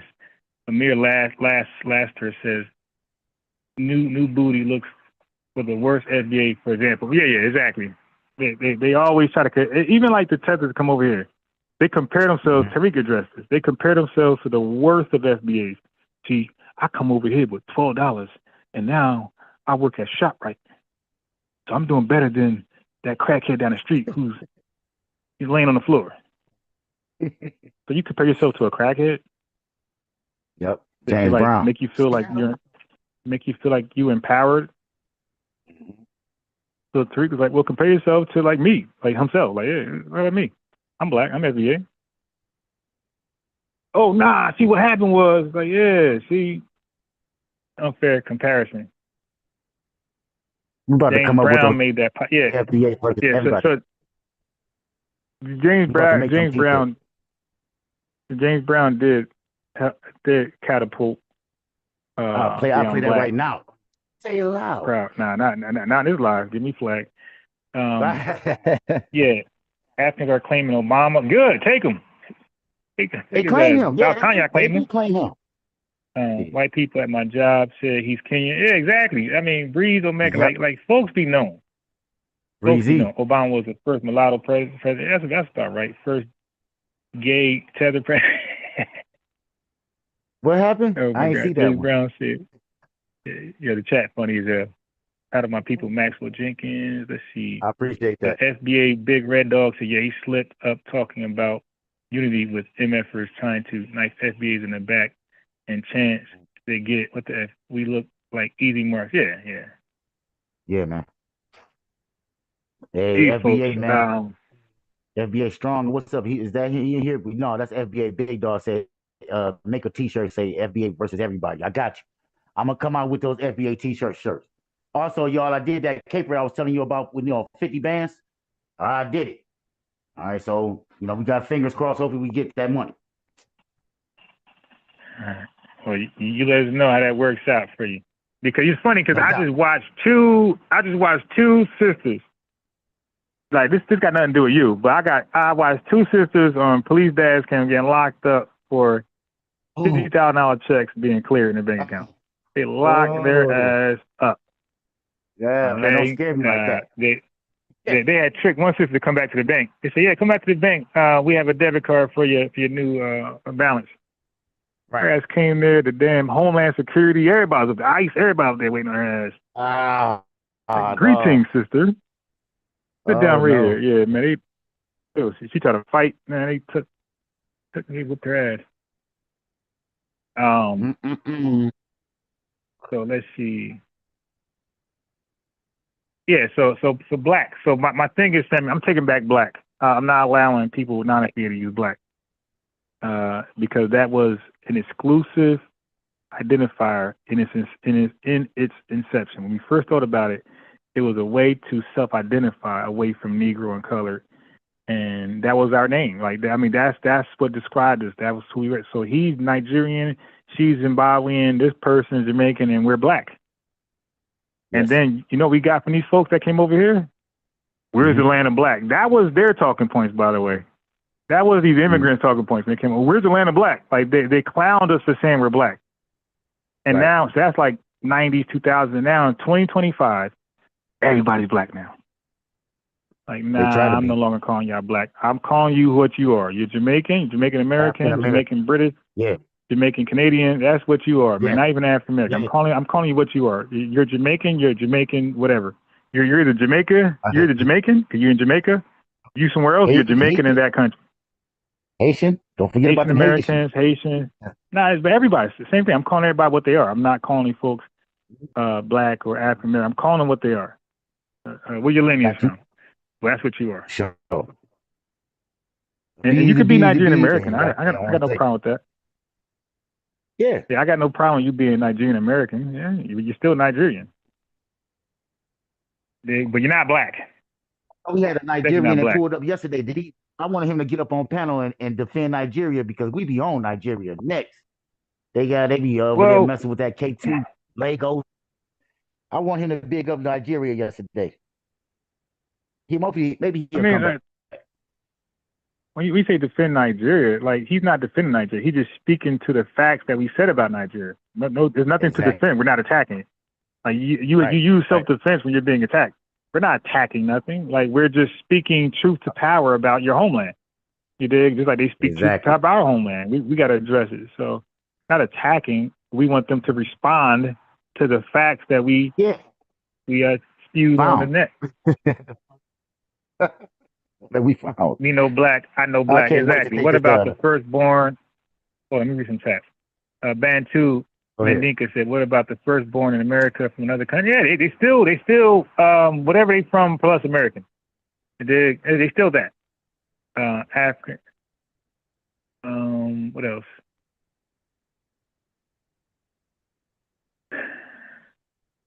I just want to say, FBA is the 50 states. You got to be in America.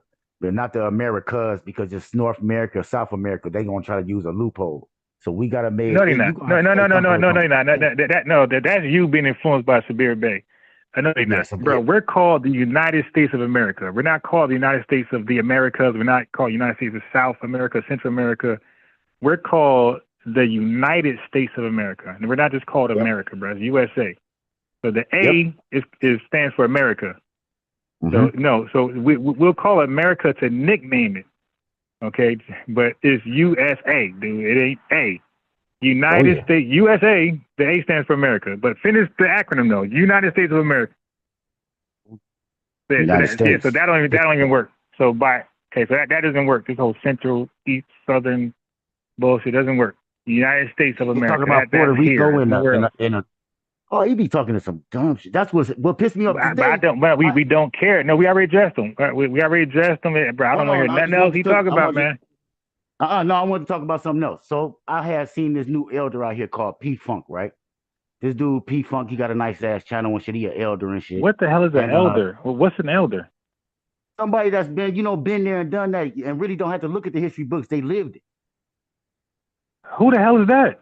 So is Dr. King an elder? Dr. King here. I'm talking about an elder probably gonna be alive. You So ain't got to subscribe to that. I'm just saying, No. I'm trying to get a definition, because you said it. I'm trying, because I don't even know what it means. Like, people throw it around, and I'm just, okay, so you got to, so it is, okay, so let's say somebody in chat, grandfather's alive. Oh, damn, bro, it's just an older person. So somebody in the chat. So right now, my mom is 70. Is she an elder? Is she an elder? I would say so. Yeah. She got a lot of knowledge. Old people just elder. Old, yeah, but how do you know that? Yeah. But how do you know they got a lot of knowledge? Well, you could probably talk to them. And a lot of knowledge about what? My grandma had a lot of knowledge.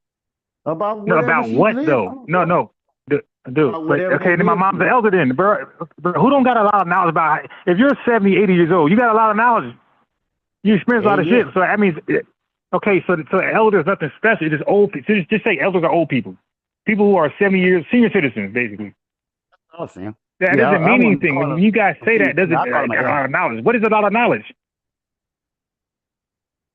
A lot of knowledge of 70 years worth, 80 years worth, 90 years worth.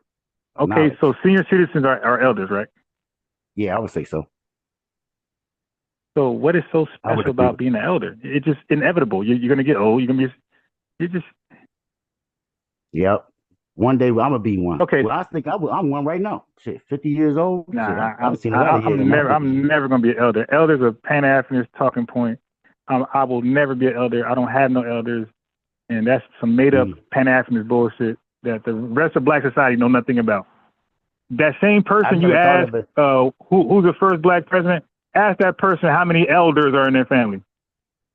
They can be like, what's an elder? Go ask an 18-year-old girl. A Black FBA girl boy. Name 5 elders. They're gonna say, who the fuck is who's the elder?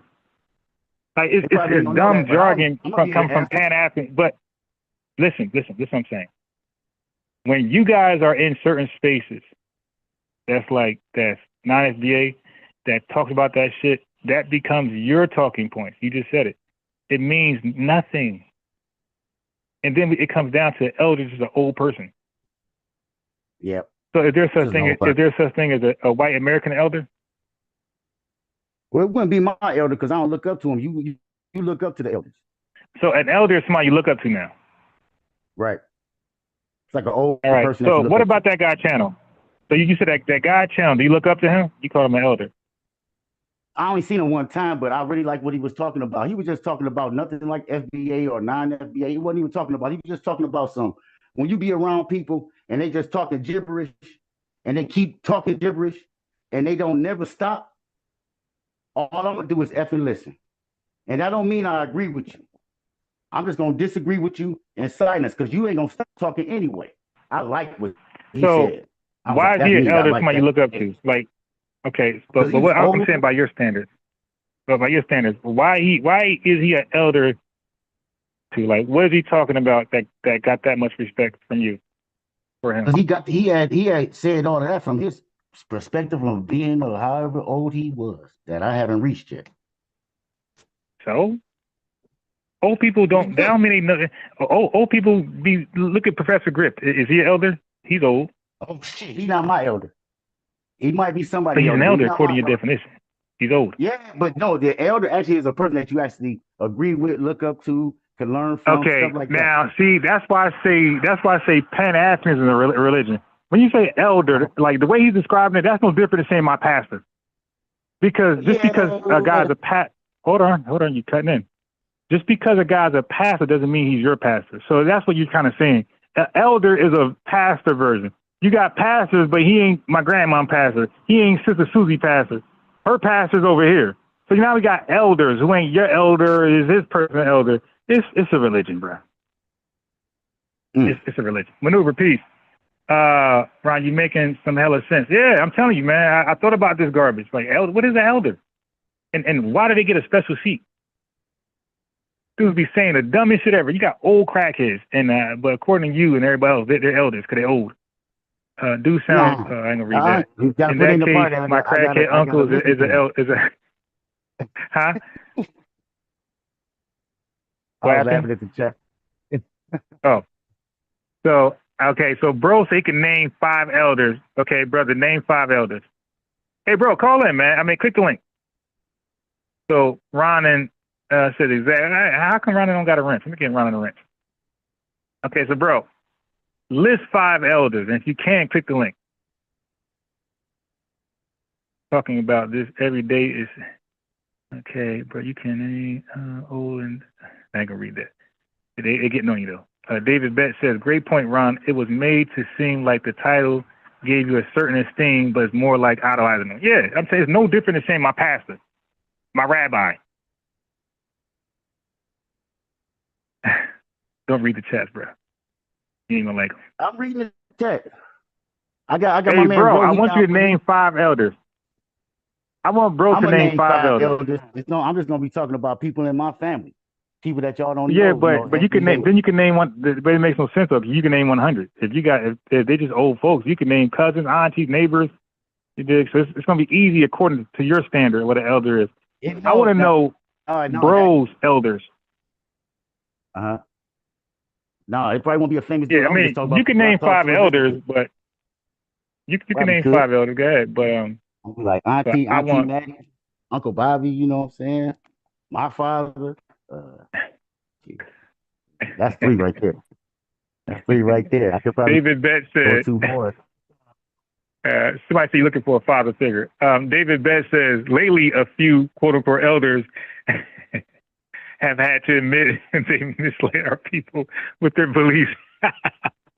Yeah. I guess he's talking about Jesse Jackson. But like I like what Street TV was talking about earlier today, that even though, you know, they didn't do everything and they had some mistakes, they had to deal with a lot more than you had. Who's the day you're speaking of? The Who's the 1960s, the elders, the 1960 people, and So Dr. everybody King that was the elder. I asked you that earlier. Was Dr. King an elder? Yeah, Dr. King was an elder. Hell yeah. But he wasn't old. He was like 30 years old. Well, he older than me. At that time, he was an elder when he was like marching, and you think he was an elder? He was doing some elder shit. What's elder shit? Because elders don't do elder shit. So what's the elder shit? Elders, they just sit around and get wheelchaired around. Talking about reparations, you know, because you know Martin was about reparations. He was like, we about to go to Washington and get our check. Yeah. I'm down with that, man. I agree with that, bro. So Dr. Martin Luther King Jr. was an honorary elder. That was an elder, bro. Ancestor. So is Morgan Freeman an elder? Morgan Freeman. Damn. See, look, I was pissed off at him the other day when he was talking about, what did he say? We ain't African American, and I was pissed off that day. But I realized that we're not African American, so we cool. I would say Morgan Freeman. He cool because I used to watch him on that TV show, PBS. They had canceled PBS, and that's when I had met Morgan Freeman. He did a lot of TV shows. I agree with him. I agree with Morgan Freeman. I actually played him on the 10 already. He said, I ain't African. He said, I ain't African American. And they said, why? He said, because I ain't African. I agree 100%. Right. So, bro named this. I ain't gonna lie. I was like, what? You ain't down with us? Yeah. Bro, it's not about, ain't no down. You're born into it, bro. Ain't no down. You're born into the lineage, and then you have to accept it. Or you're going to be a lost coon. But he accepted it. So bro listed his elders. He said Jones, Johnson, Meeks, Clarks, etc. Okay. Granddaddy Nurses says, true, a lot of our elders are lost and lead us wrong, especially that damn James Clyburn. He's a horrible example of an elder. According to you, Thomas Sowell, he's an elder too, right? Thomas Sowell. No. See, I told you the caveat you're missing is I gotta follow them. I gotta be listening to them. I gotta be. So you gotta personalize the elders. Right. So you got to Yeah. personalize the elders. Oh, like a I Christian gotta be pastor. interacting. I just Okay. thought everybody not elders. I mean, he might be your elder. I understand that, but if he my elder, that means I actually Nah, talk to him I and I don't kick it buy with in the him while they concept as think. elders. Like you're just same day parlay to me. Like I don't give a damn how old you be, 110, and you're just an I ain't trying to old be man. your elder. I'm older than you, but I ain't trying to be your elder. I don't know enough. I don't have enough wisdom to be nobody elder. You understand? I'm still learning myself, even at 50 years old. Message says cousin Ray and grandma Nina and them. Bro says them just family last name. Now, I knew that, bro. That's why I said, hey, I don't disagree. Rico Miller says, okay, they're having their side debates in the chat. Okay. Let me see. I love this debate. I like the deal. Stop being tossed. I like the deal. Okay, so Ronan says we have to stop being tossed to and fro by every wind of doctrine, right? This elder shit is crazy, man. Like the elders talking points, that's like the last bit of Pan-Africanism. When we could drop that, then Pan-Africanism would be completely dead. I'm talking about elder, Baba, all that bullshit. You got a Baba too? I ain't got no Babas. I ain't got no unks either. Folks say my name all the time. Babas, none of that. As well. I just heard Justin Bieber call Diddy an elder. Oh my God, this elder shit is crazy. James N-word Clyburn. Okay. Yeah, I know. That's crazy. Yeah. Dude. Even after even after Dr. Martin Luther King Jr. admitted his mistake, the bootleg still idolized him. They set us up for failure, right? They got rid of him and they just took over that whole thing. And they called everybody colored. Even though the color signs, they said no colored or 4 colors, that was only FBA. Now all of a sudden everybody colored. So now that's some crazy stuff.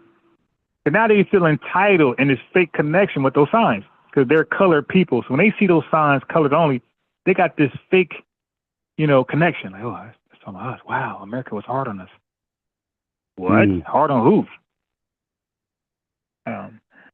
Yeah, man.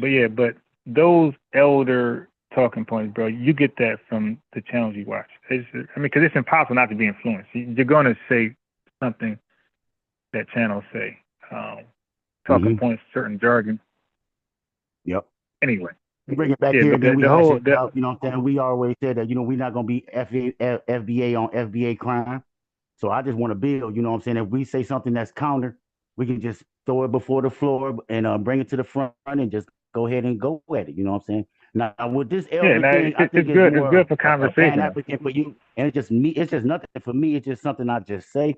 There's nothing like a religion. It's definitely. I don't, bro. It don't matter it don't matter where how often you like to say it. I'm just saying you can say whatever you want to say. You ain't on trial. Nobody gonna judge you like that. But we're gonna judge you, but we ain't gonna convict you. But it definitely comes from Pan-Africanism. So I don't know who your God is because you personalize everything.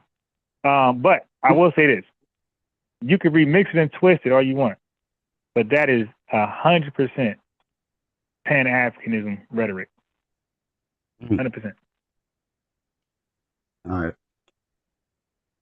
So I mean, like that's if I'm saying Thomas Sowell point, if I'm making right-wing conservative arguments, I mean people are going to tie me to right-wing conservatives. Thanks so much, Max. If I'm speaking like a tether really and I'm FBA, they're going to say, "Bro, I think you a tether, Ron." I mean, I know you say you're not, but you're saying a lot of tether things. So when people say Pan-Africanist things, like I said, we ain't gonna convict you, but you will be charged. Yeah, it looks like you're Pan-Africanist. That's in denial. So Maxwell back with the lineage love and with the super chat. He said, everybody like that, like give it a heart and like it. He says, there are elders who present no value or wisdom. Then there are elders who impart great wisdom that's useful. Yeah, but you also got young 20-year-olds that impart way more wisdom than a so-called elder. Like, for example, the Deacons for Defense for Robert F. Williams. You got even some of the Black Panthers right there. Like, which elder met their energy? Dr. King, young man. Malcolm X, young man. So most of our elders were actually young. Most of our elders were actually young, if you think about it. So what did the elders do during that time? Okay, now a true elder was A. Philip Randolph. He was a mentor to Dr. King. So you got those lingering around. But the actual folks that was putting in most of the work were young men, young women. You know? Yeah, so that's why I say, are they elders? But the whole elder stuff, like, y'all can do what y'all want to do. I don't have elders. I just talk to people like they're regular. I don't put you above or below. You're FBA, you're FBA. You don't look up to nobody. You don't look up to nobody older than you. You ain't learned the game. Why am I looking up to people? Okay. See, you're remixing language, bro. That you're into that religious shit, not me. I just respect people. I don't gotta look up to you. Why am I looking up to you, man? Why can I look up to myself and what I do? Why I gotta look up to you? Like everything you do is for you, first and foremost. So why am I looking up for a guy that's selfish by nature? Like everything you do is first and foremost for you and your family, your immediate circle. Why am I looking up to you? Like I could be inspired, I could be encouraged, I could get a battery in my back to want to go do something. But why am I looking up to you? And that's what folks do. Folks look up to people, and that same person they look up to scam them. They look up to Dr. Umar Johnson, and look, and how's that working for them? That's terrible. They look up to Jay Morrison, and how that worked for them. How about the Pope they look up to? How that work for them? When you start following folks. Yeah, so when you look up to folks, man, you make yourself very vulnerable. You start to ignore the obvious signs, the obvious red flags, because you're so caught up in this person as being better than you.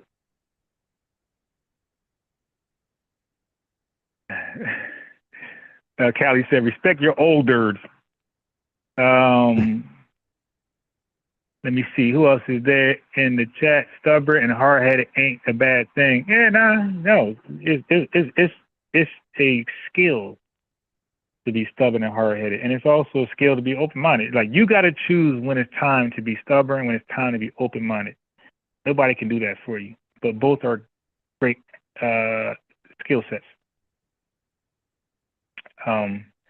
If I was to characterize an elder, it would be Dr. Francis Cress Wilson, elder. You probably listen to him a lot. I don't know about him yet. That's it. Yeah, it's along my journey. That's a she. Oh, that is Dr. Francis. Yeah, she's very notable for the ISIS papers, a book called the ISIS Papers. Okay. Yeah. And also she's notable for like comparing golf, the game of golf, the white ball, real tiny, and did she compare like the pool, a lot of ball. Like she said, like there's a lot of homo stuff in a lot of these games, and a lot of it centered on Foundation of Black American Men.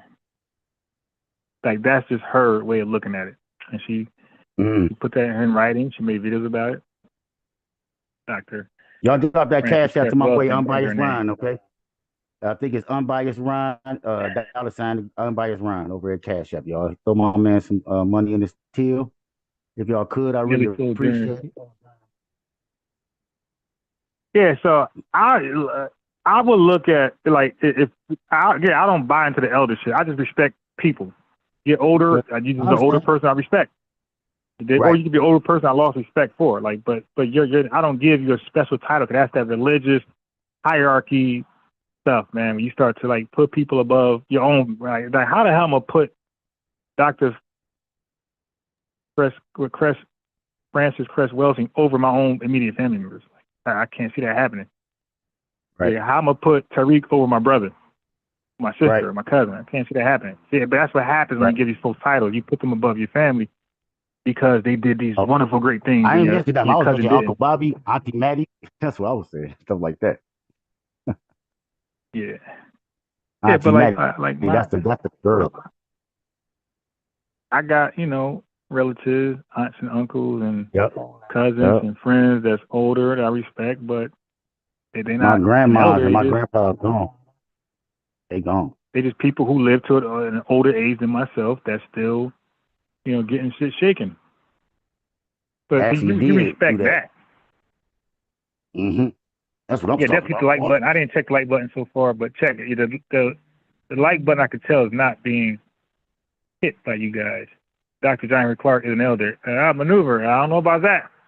So you like elders who admit that they lie in their research to maneuver. You like elders who admit that they leave stuff out to make certain people look good. You like elders who don't stand by the whole truth, nothing but the truth. So help me with my research.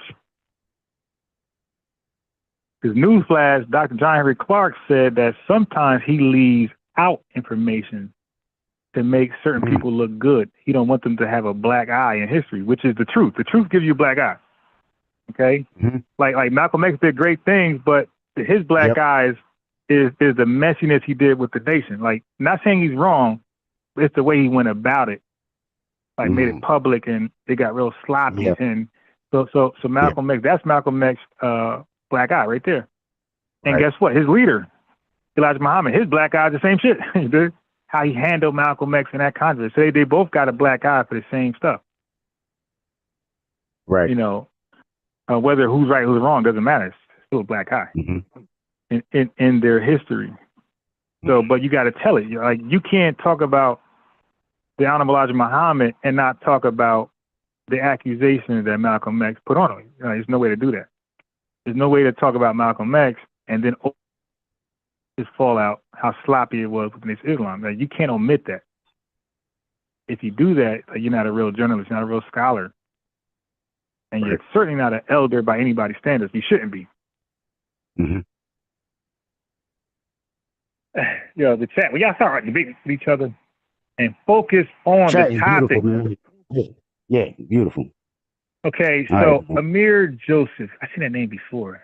The host is very arrogant for no reason, but he's a nobody who knows nothing. I mean, y'all always say that. But then, the link right there at the top, same day called in.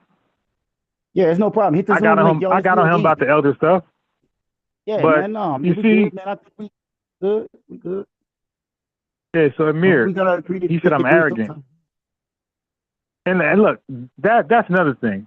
I don't. Well, people says Dr. Frances Cress Welsing was arrogant. Like, she didn't back down. What about Sister Soldier? They said she was very arrogant. What about the sister? What's the sister that did the black and woman relations? Tariq Nasheed had her on his early Hidden Colors. What's the sister name? She looked like she's Muhammad Ali's mother. The sister with the little hat. Nation Islam sister. She got like a Shabazz. I don't know. She got some Nation Islam name. I mean, what's her? I forgot her name. Shiraza Ali. There you go. Sister Shiraza Ali. Okay. They say she's arrogant. They say Michael Jordan arrogant. They say Floyd Mayweather's arrogant. They say Barack Obama's arrogant. Sure Michael Jordan arrogant. Is he? Wow. Barack Obama? They say Tiger Woods. Yeah. Yeah. They Tiger say. Woods, yeah. You ever hear? Obama speaks very strongly. Yeah. Okay. They say. I mean, they say he's arrogant. That means you're speaking past people. You're speaking over people. You don't even give a fuck what they talking about. That's what it means, being arrogant. You just don't care about what. It's all about what the fuck I'm saying. Yeah, I agree with that definition. Yes, I agree with your definition just now about arrogance. Like, if it's a bad thing, that's not what we're doing, and that's not who we are. We speak strong. So I think he's mixing up arrogance with speaking strongly. Standing 10 toes everybody down. Wants to stand on business. We all stay 10 toes down, man. And that's what happened the other day with you and Mabizi. You and Mabizi, y'all had to get it. Y'all both FBA. It kind of cringed me because I'm in the background. I couldn't get on camera that time. And you and Mabizi started, talking about, I don't know what y'all had a disagreement about. Black. We talking about black, okay? We talking about black. Oh, y'all talking about black? Mabizi came back, and I don't want to do that, Ron. Let's try to, I know we're going to disagree. We going to disagree. It ain't always going to be agreements. But when we disagree, we got to disagree in such a way where we still stay brothers and sisters in FBA and stay on code. It should be respectful. You shouldn't be over talking the host, right? If you call in as a guest, you should conduct yourself as a guest. You shouldn't be disrespecting the host. He messed up some things. I understand, but I was just like, man, I wish I could get if you get muted and you unmute yourself and still talk, like, that's not showing respect to the platform. That's not showing respect to the lineage. Like, we're supposed to be practicing black excellence. If I call in Picky Wells show, believe me, when she say unbiased, stop talking, I'm gonna stop talking. And I'm gonna politely ask, can I talk? Oh, I'm shit, I'm just about to saying sub up now. hypothetically, my boy. Hypothetically, Oh. if I'm a guest and your guys sitting there in your house, your car, your platform, whatever you got going on, if I'm a guest, I'm gonna represent guest excellence. I'm not gonna unmute myself and talk over you. That's not gonna happen. Breezy got a channel. All right. I got you, Breezy.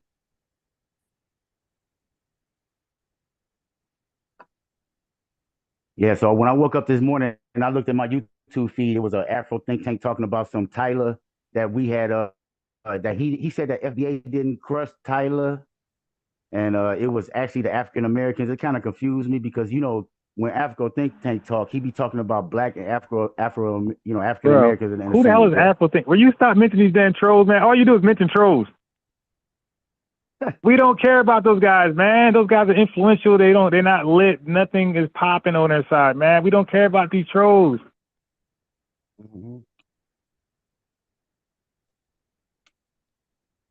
They're not a threat at all, like zero. We're talking about arrogance. We're talking about what arrogance is, what it isn't. And like I said, when it comes to FBAs, people like to look at Sha'Carri Richardson. They say she's arrogant. But who makes that up, though? That's a talking point for white supremacists. They call it good, we're starting trouble. When we're confident and we stand on truth 100% 10 toes down, the world say that we are arrogant. We're full of ourselves. We're conceited. These are the talking points of white supremacists.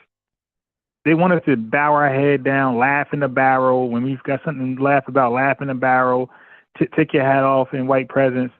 You dig? That's what they want us to do. When you don't do that, they're saying you're being uppity. You're being arrogant.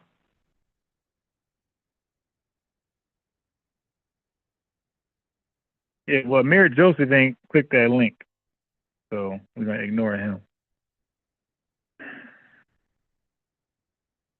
Okay.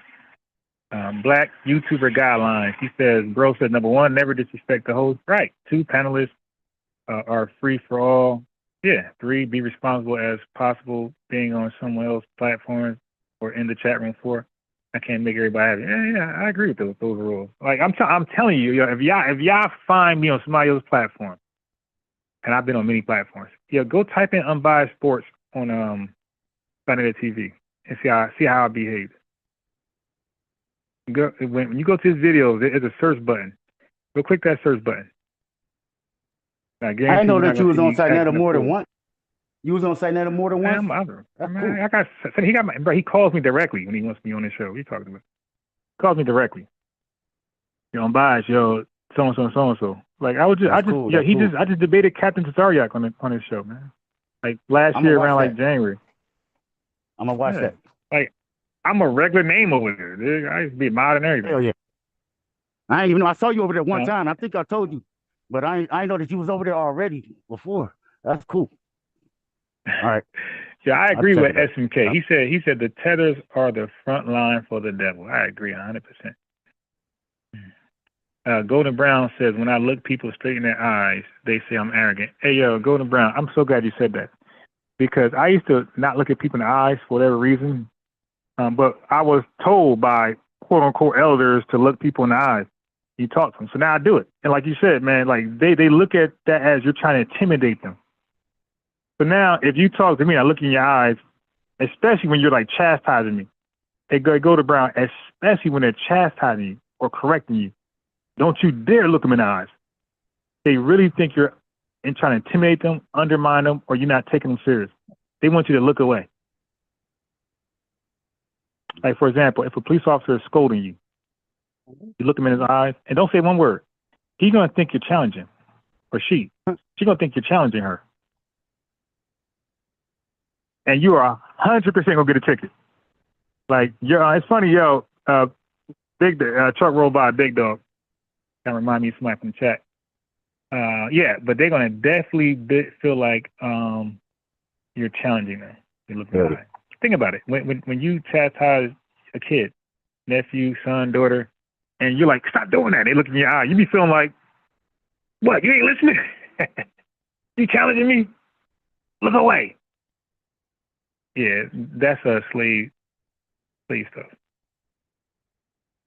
They want us to be meek, passive, and soft, right, Ronan? Set the guidelines to do the opposite. Right, bro. Tell us to do the absolute opposite. I'm biased, Ron be cooking. I try. I guess we'll holler back later. Miss Hart, when you look somebody directly in the face, in their eyes, when they talking, they get intimidated. Yeah. Somebody gonna feel a certain way. 100%. Your granddaddy nurse says, my dad always taught us eye contact means business and people take you seriously. Yeah, like that's what I do now. I look people in their eyes as they talk. And I feel like serious people that's not intimidated and insecure, low self-esteem, I feel like they respect that because they believe I'm listening. They believe I'm taking their words seriously. So yeah, it definitely does the opposite to high esteem people. People secure in themselves. Okay, yo, Maneuver said not Dr. John Henry Clark, who's not a doctor. He said I meant Dr. Claude Anderson. Yeah. Dr. Claude Anderson is a G. You dig?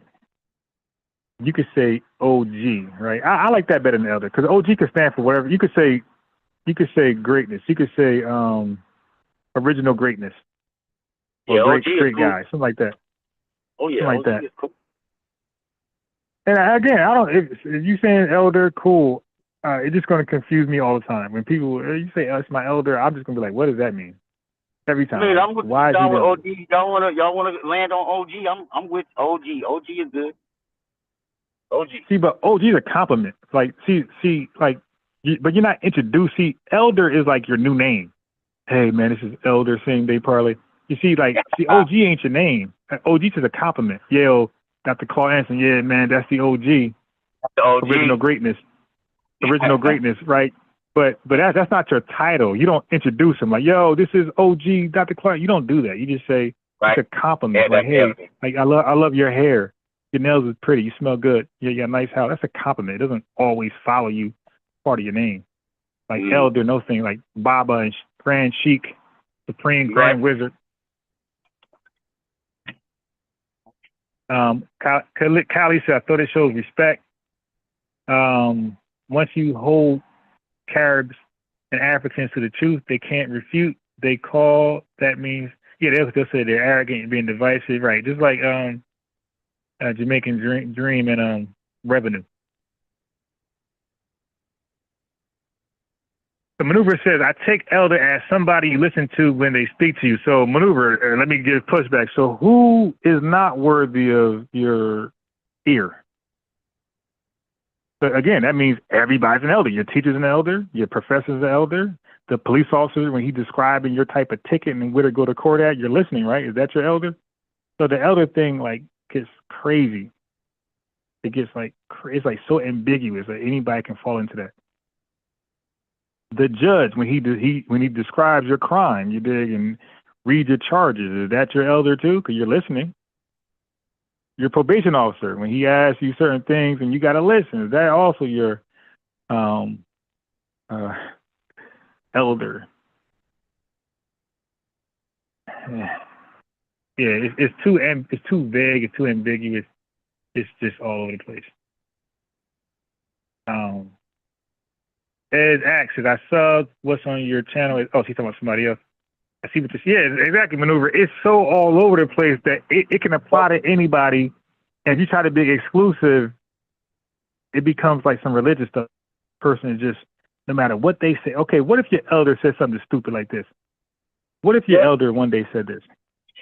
What if your elder one day said this? Then they parlay. Yep. I hear you. ICE is also locking up. Okay, ICE is also good because a lot of your elders are liberals, Democrats. Right. So what if your elder said this? ICE, FBA is your turn next. ICE is after you next. It's the illegals first, and then the legal immigrants, and then it's you guys. If your elder said that, is your elder still an elder? No, he won't be my permanent brand.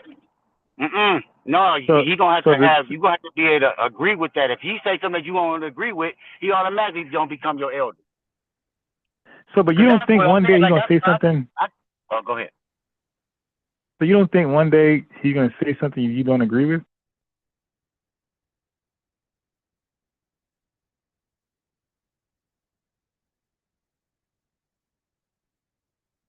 If y'all talk long enough, you're gonna disagree. If you're gonna tell him, you ain't my elder. No, because I was just saying that, can you go agree with anybody all the time? Even me and you, we gonna disagree. You can't agree with anybody. I'm not your elder, all, and that's why you're not my. Yeah, but that's why I'm not your elder. You're not my elder because we're gonna. That's why nobody's my elder. Cause at some point I'm going to. It might be business, it might be science, it might be history, it might be just morals, morality. I'm going to disagree, and guess what? And I think you're gonna hold on to a dumbass argument as my elder. I'm gonna lose credibility for you because you're the elder. I'm like, how the hell she don't know this? How she don't know this? It's the elder, and she's arguing like she's right. So I'm going to lose respect immediately. Yep. Like, why are you holding on a wrong, inferior position? Why are you holding on to this, elder? Aren't you supposed to be wise and see through it all? Oh, you're emotional. But in being incorrect, you're just going to hold on to it because your ego can't allow you to concede. So I was on the panel. Well, I was hosting it live, and Revenue was on the panel, and we talked about the Dred Scott case, and I assured him it's 1854. You're wrong in front of everybody. You're wrong. He looked it up and read 1857. Yeah, I was wrong. So I was like, yeah, you're right. See, an elder won't do that. I said, oh, shit, you're right. Right. 1857. I was 3 years old. I said, I don't know why 54 in my mind, but you're right, bro. You're right about that date, but you're wrong about the argument. I'm going to still cook you. But see, I was able to just say, dude, you're right. I'm wrong. That's what's up. That's what's up. What up, Ricardo? Jump back. Okay, so David Betts says, you're right about the OG thing. I live outside my hometown, and cats still call me OG, knowing I'm not from there. It is a sign of respect. Yeah, it's a respect thing. What up, OG? It's giving too much power and respect to old Negroes. Bro says, black man, you are incredible, inevitable. There's no possible prevention. Ms. Hart says, how can that happen? How can ICE come from? Yeah, exactly. That's why. How can that person be still an elder after that statement? Comment. Mm-hmm. And yeah, that's the whole point. Comment. Ricardo, I see you. Yeah, so how are you still an elder after saying something like that? And listen, they are going to say something crazy, bro. And that's why I don't give them a title, because listen, when I give them a heavy title, I have to look at them weird now. See, if I don't give them a title and they say that, I don't look at them differently. I don't lose respect or credibility for them. Yeah, I got you. I don't lose respect or credibility for them if they don't have that title. But if I exalt them to this position where they being wrong it hurts me that they're wrong, and they enjoy being wrong because they don't want to. There's no way I can what are you doing?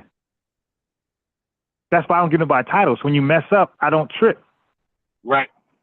Like, cause you're a human to me. Like you're a regular person. Because Dr. Claude Anderson slipped up too, though. By the way, he did. I mean, he corrected himself later, but now he slipped up. Powernomics, he slipped up. He slipped up. He said something fictional. He sounded like Sabir Bey.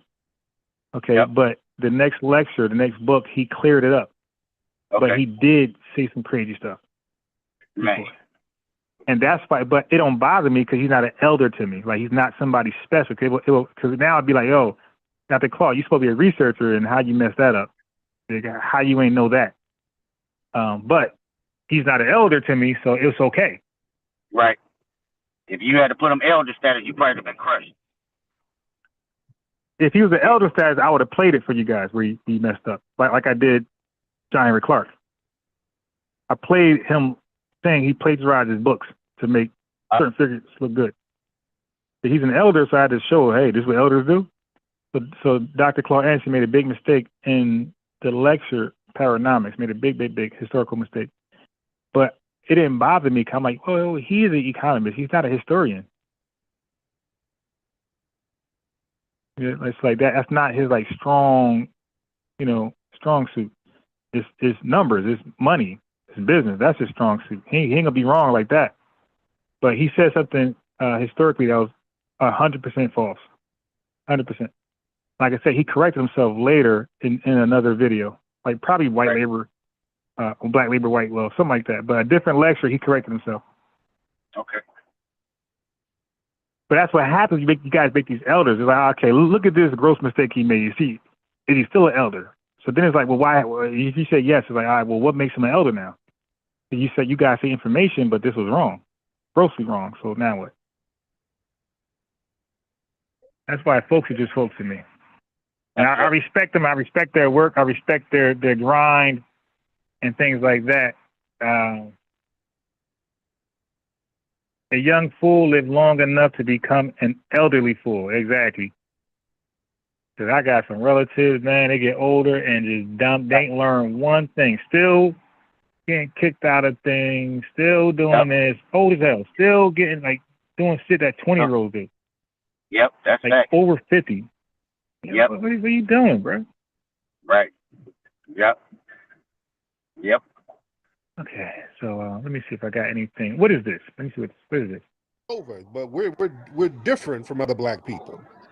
Okay, well, then create a name. Why call yourself what the slave master called himself? A cracker who never cared about you, don't care about you now. We think this cracker Trump care about us, and we think we crazy. Then what should we call good cracker? What should we call? Huh? Imagine being able to build an app with your name on it just by thinking about it. Oh my God, I hate when I use this account, man. The wrong account? Let me change this. Well, I got one premium account, and it's some Bias Ron. It ain't FBA News and Updates. Let me just switch this out so we don't get no more commercials. 91 degrees in Detroit. Okay, well, then create a name. Why call yourself what the slave master called himself? A cracker who never cared about you, don't care about you now. We think this cracker Trump care about us, and we think we crazy. Then what should we call? Good cracker. What should we call? Huh? Oh, I can come with several names. We can create something together if you want to distinguish our lineage. Not no goddamn American with the white man called, who was our former slave master, who abused us. This day right now, they still killing black people. Same thing. Where are they not killing? What place are they not killing black people? I'm not talking. I don't matter what I say, but the fact is, crack keep killing black people. Okay. And you haven't got no. They dishonor you every time you pick up a dollar bill. You see this. Okay, answer the question, bro. Don't go into no whole diatribe. Where are they not killing black people? Where are white people not dominating black people? Where are white supremacists not dominating black people? Because see, cats that get up here and do a bunch of cat. No. You muted me. I said Mali now and Nigeria. You know what I'm saying? They're not being dominated with the brother Ibrahim Traore. So we separate, Tariq. That's not true. They're being dominated. Okay, they are being dominated. No. You're not gonna say nothing that's untrue. You're not gonna say nothing that's untrue. Let me ask you a They're question. being dominated. Oh, man. Hold on. What you said wasn't true. Now they're okay. So now that's better context. I like what Golden Brown said. He said, "My mother and grandmother told me when I was a child to be quiet when grown folks are talking and respect your elders." I like that, because respect your elders was something told to children. Yes, so thank you, Golden Brown. So children have elders. That makes more sense now. Because I was told that, respect your elders, but I was told that as a kid.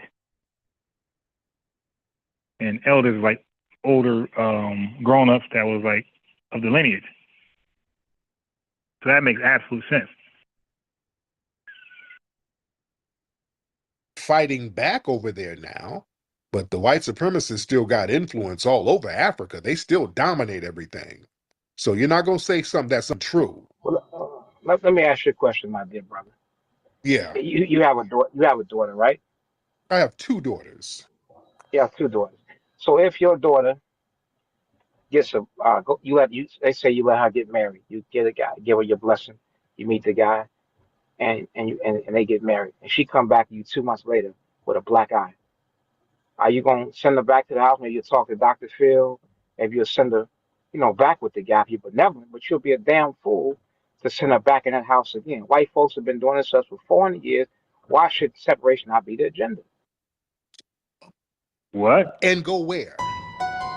Oh, it's my fault. in the United States. We built it, but why you want to integrate with white Okay. And go, okay. who have And not go where? changed? Then, sir, the question is, Mr. Mansa, why haven't you separated then? In 400 years.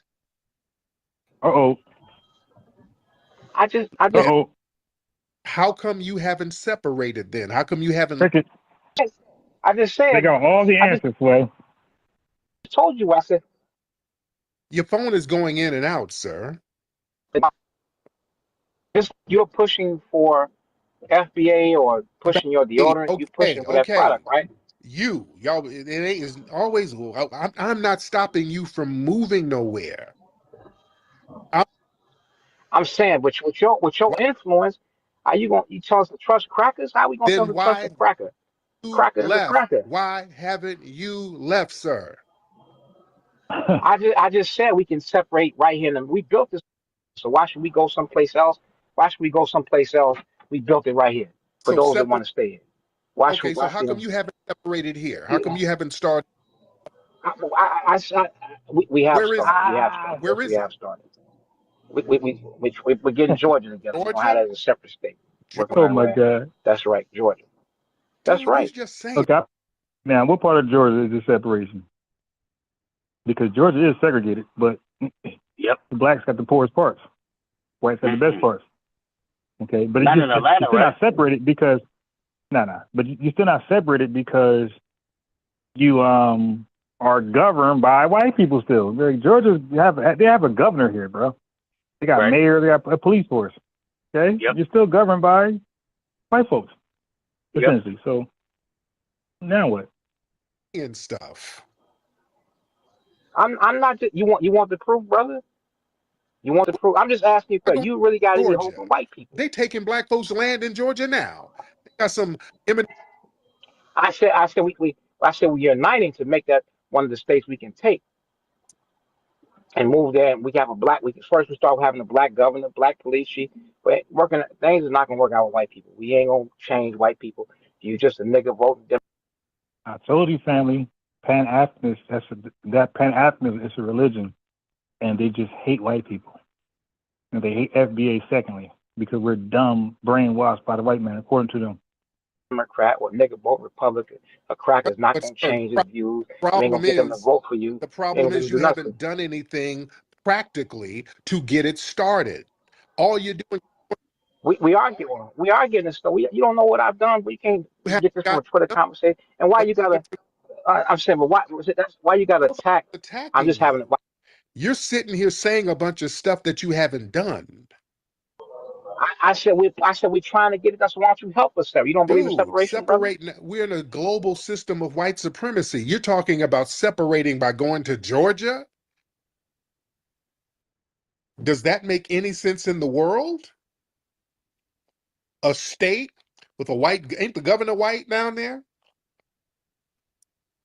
What are you going to do? Come on now, let's talk real. And just when it comes to being practical, you start talking in circles. You muted me. What I said we take over the state, Tariq. I didn't say, goddamn it, we vote for a white man as the governor. How? We take over it. If enough of us move in that area, we can take the governorship and control our own destiny.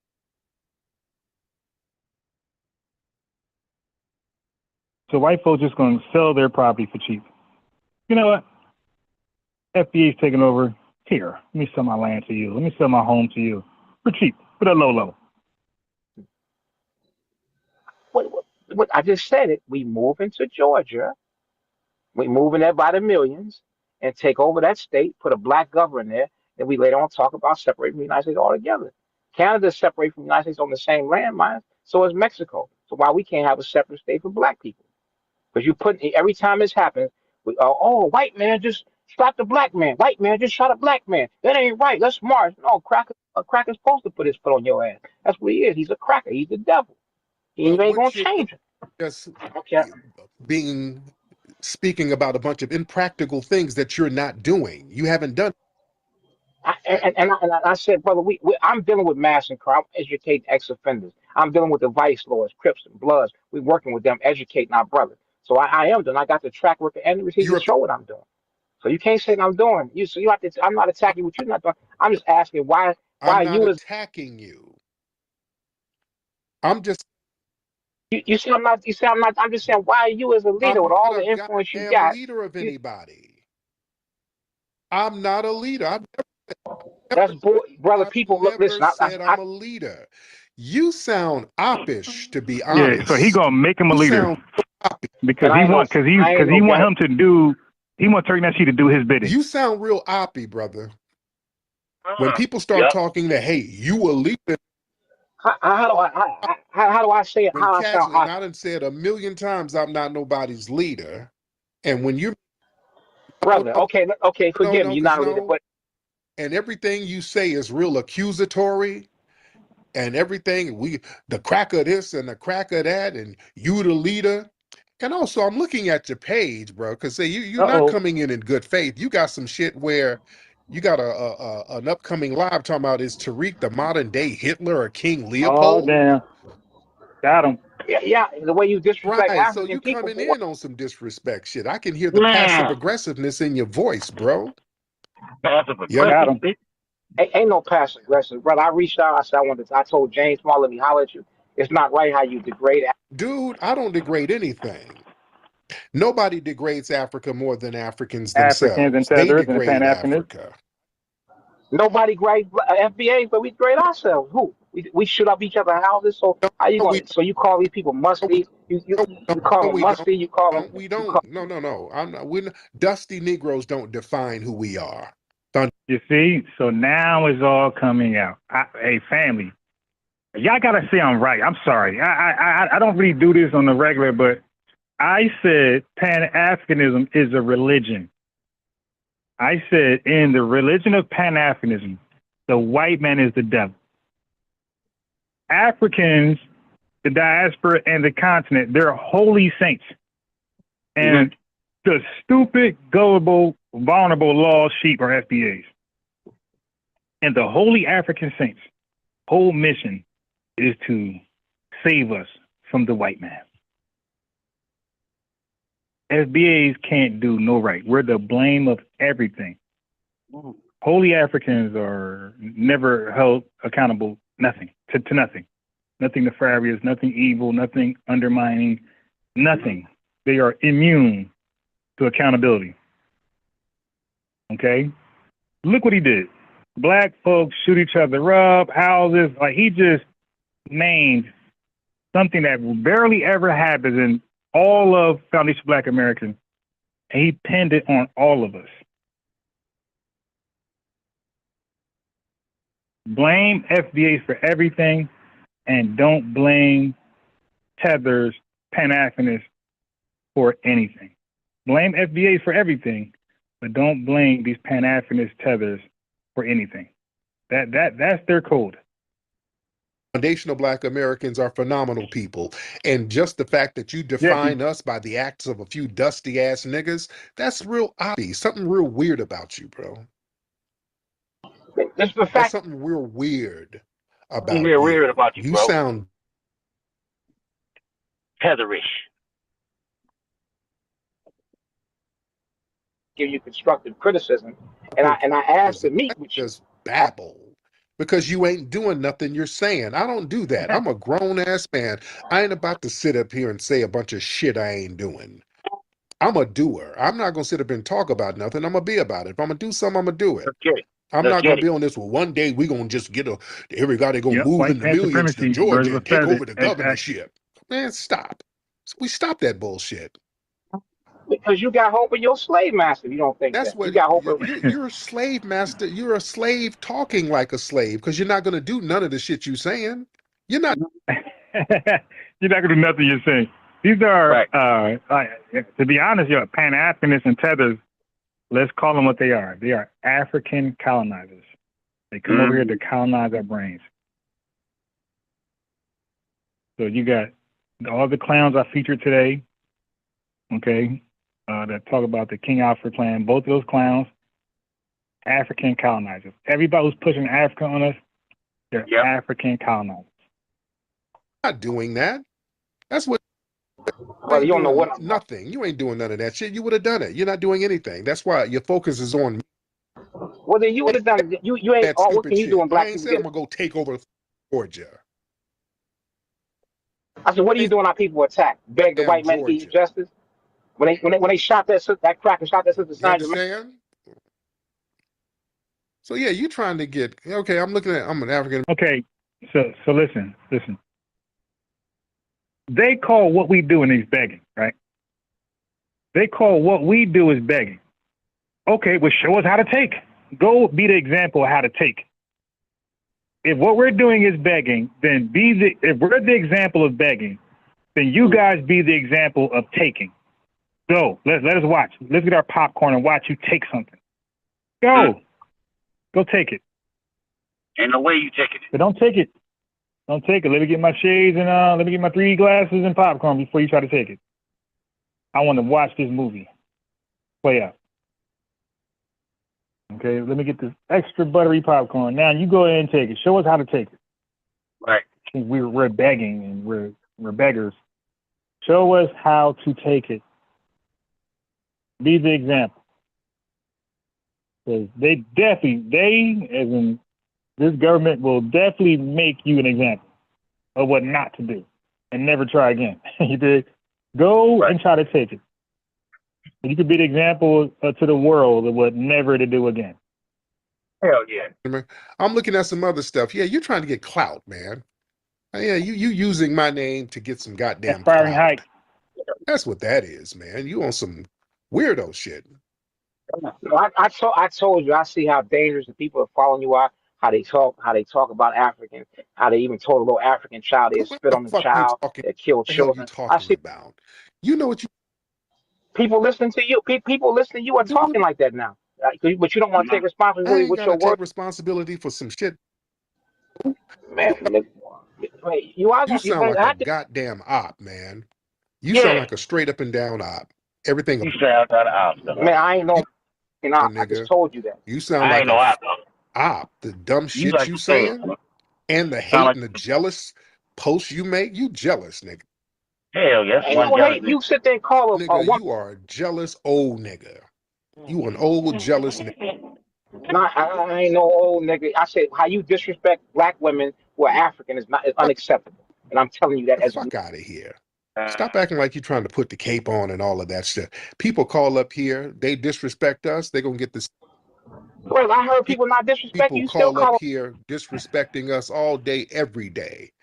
And are you a tether? Uh-oh.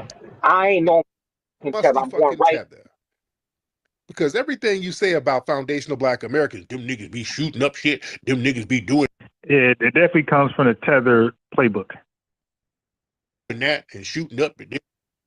Well, I stopped this shoot. What you talking about? I'm a vice. Dude, you sound like a buster, my guy.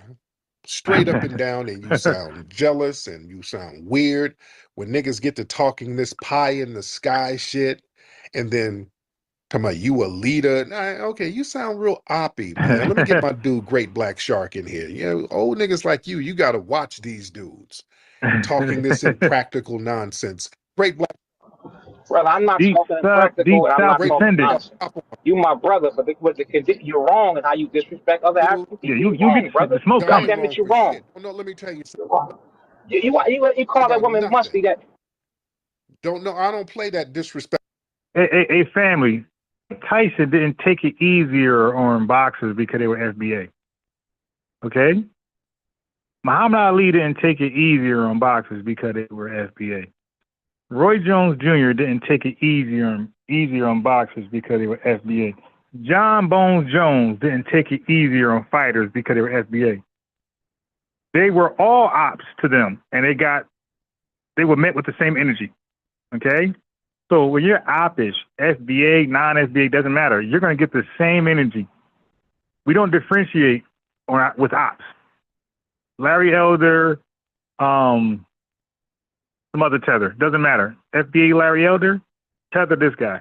Yeah, both. You could say who? Myron Gaines. We don't look at Myron Gaines that much different than Larry Elder, bro. Or Candace Owens. We look at them all like triplets.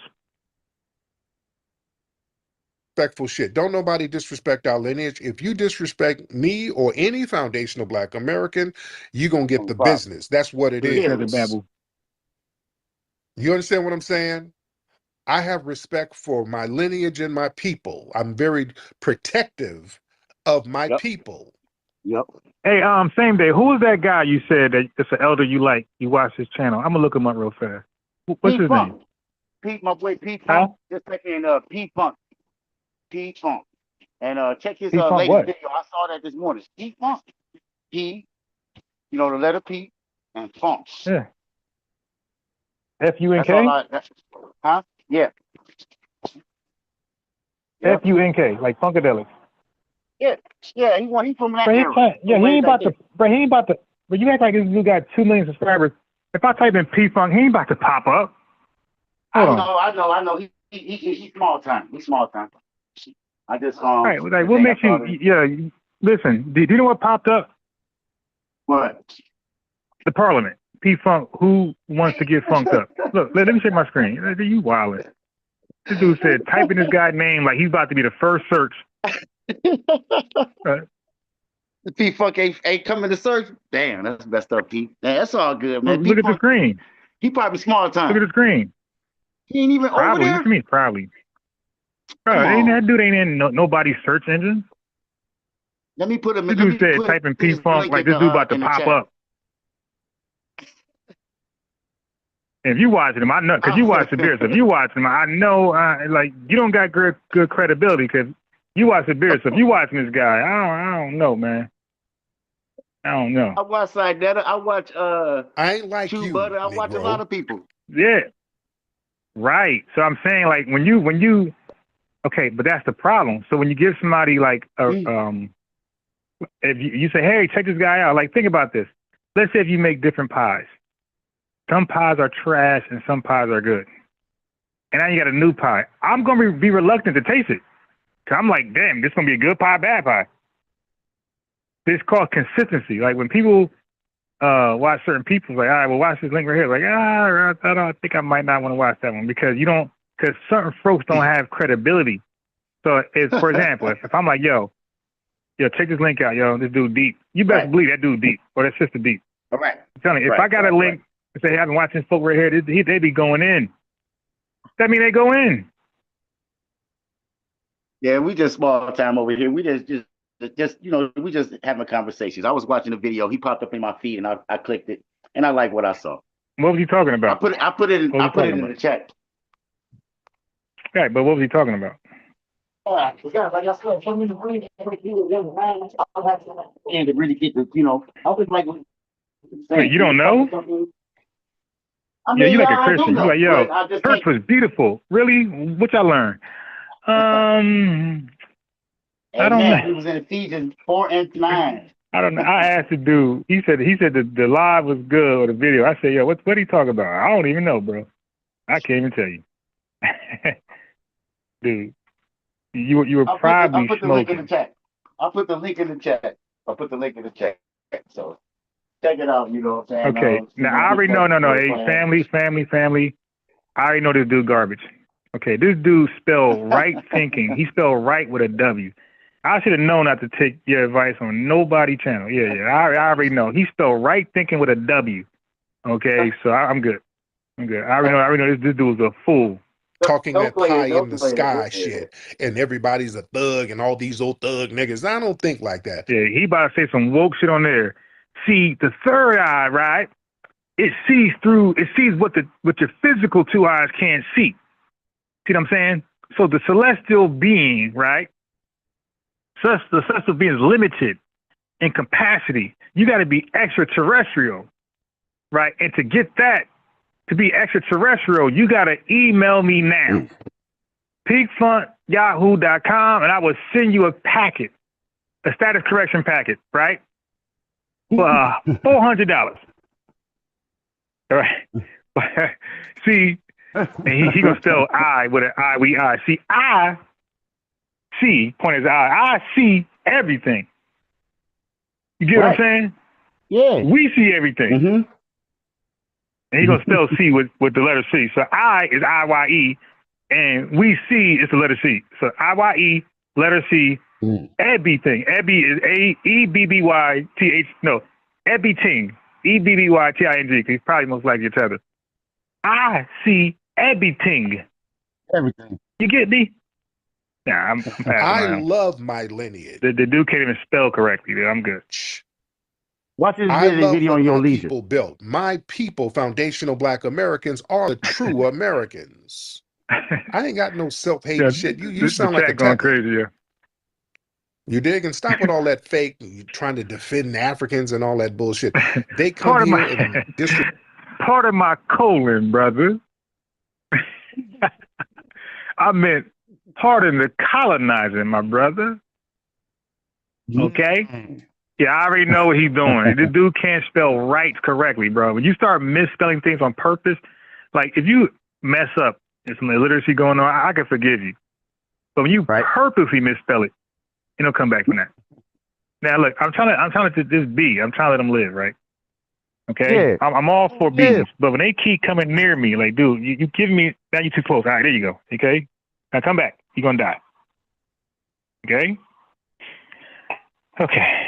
So yeah, brother. And then you came and remember what y'all talked about, what he talked about. You still don't remember what he talked about? I told you I had quoted it earlier today, and I can't remember. So you don't right remember now?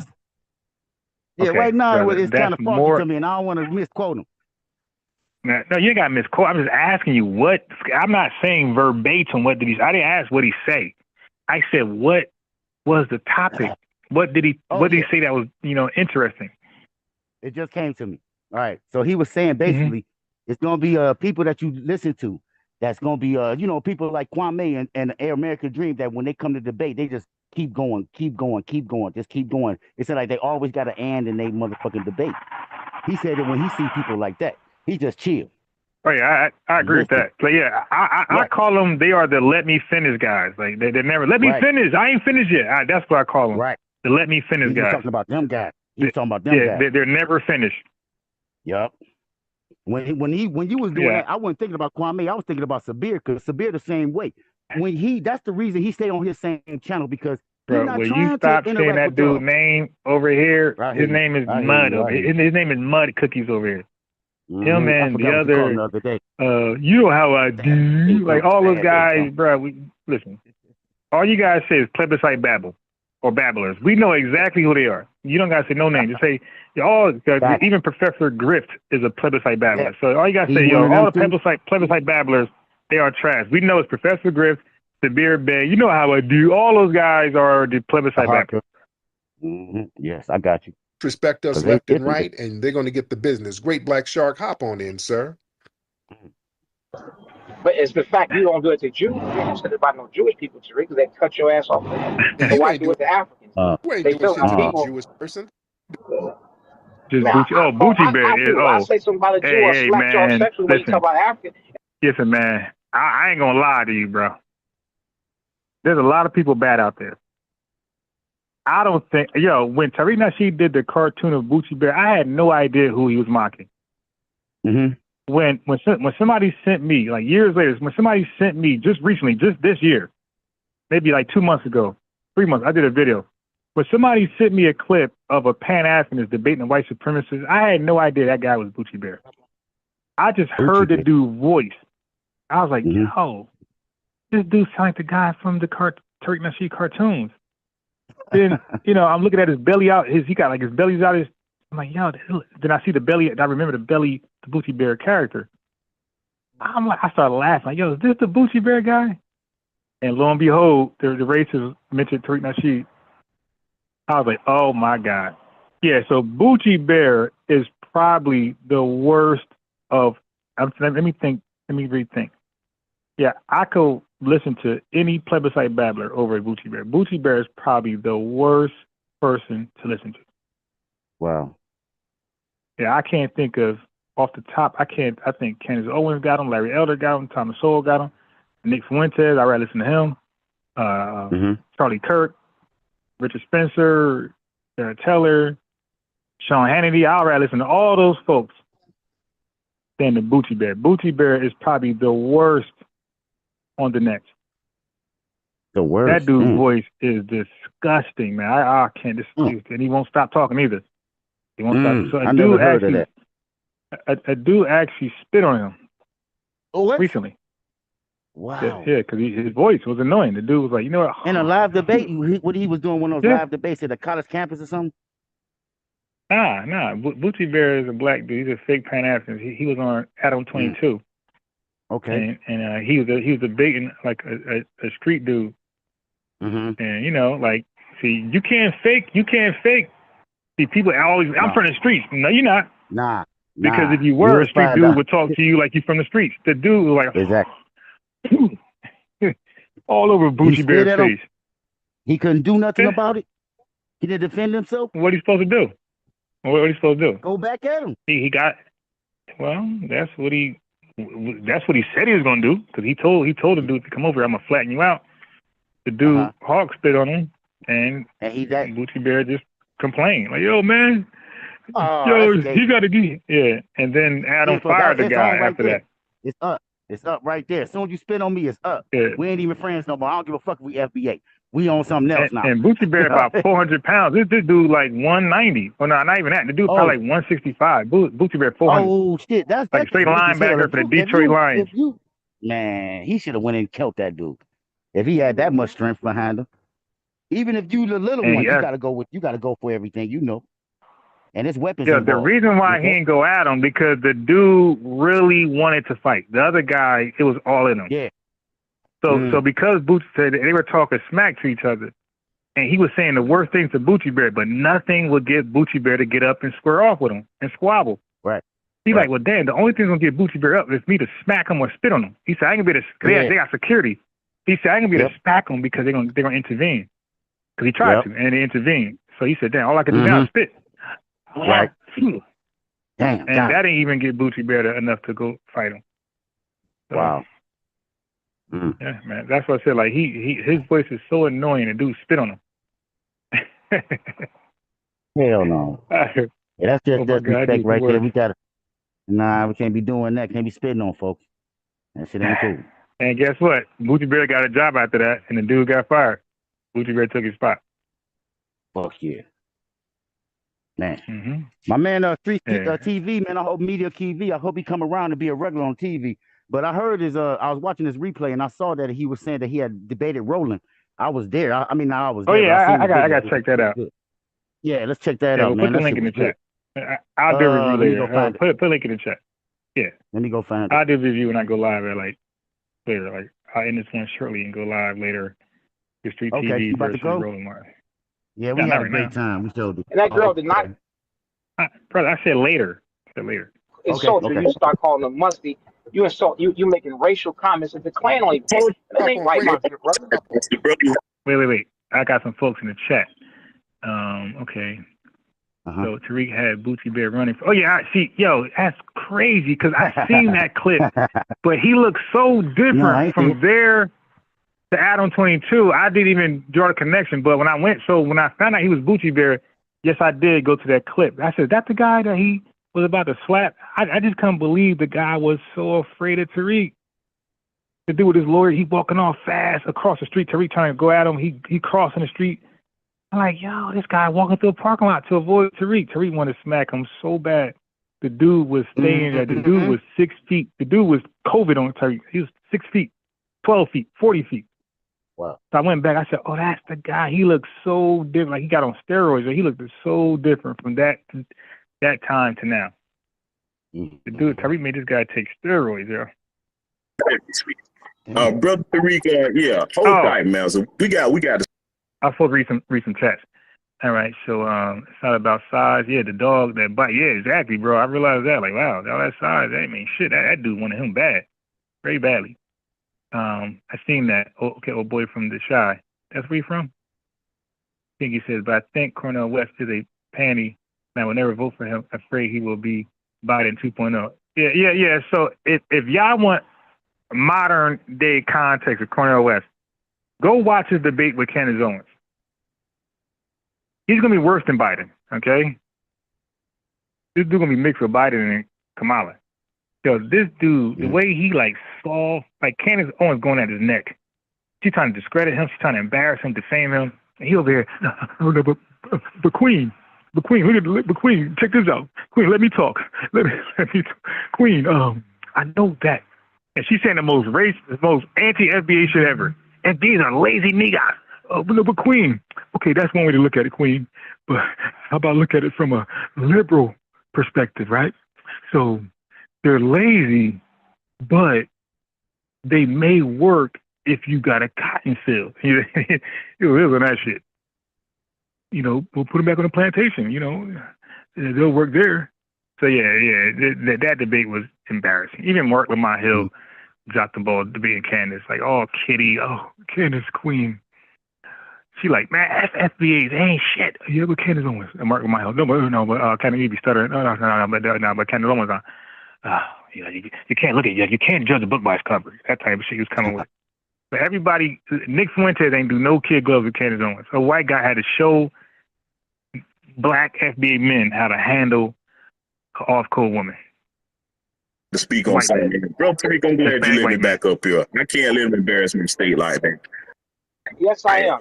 Yes, I am. I said, yes, I am. My people from Be quiet. A man is talking. Now, when you get up here on this brother's platform in bad faith, you got a live stream disparaging the brother. First of all, grown men don't move like that. You don't need to suck his dick. You got a wife to suck his dick. Don't suck it. I'm talking. Grown men don't move. You're not going to embarrass foundational Black American freedom in Georgia men that put in gave the best representation of enlightenment, codification, and the paradigm shift.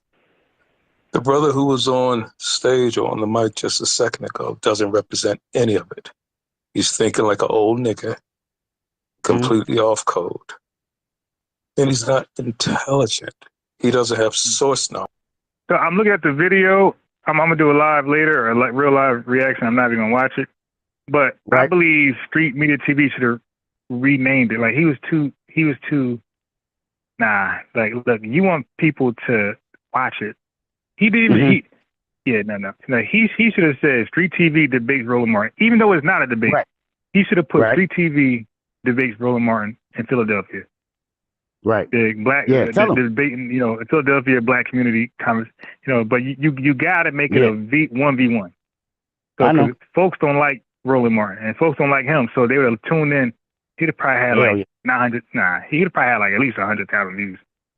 How many he got right there? How many he got? I don't know. How many he got? 1.2. He's had way more than that debating Roland Martin. Okay. No, I'm gonna tell him if I get. That's.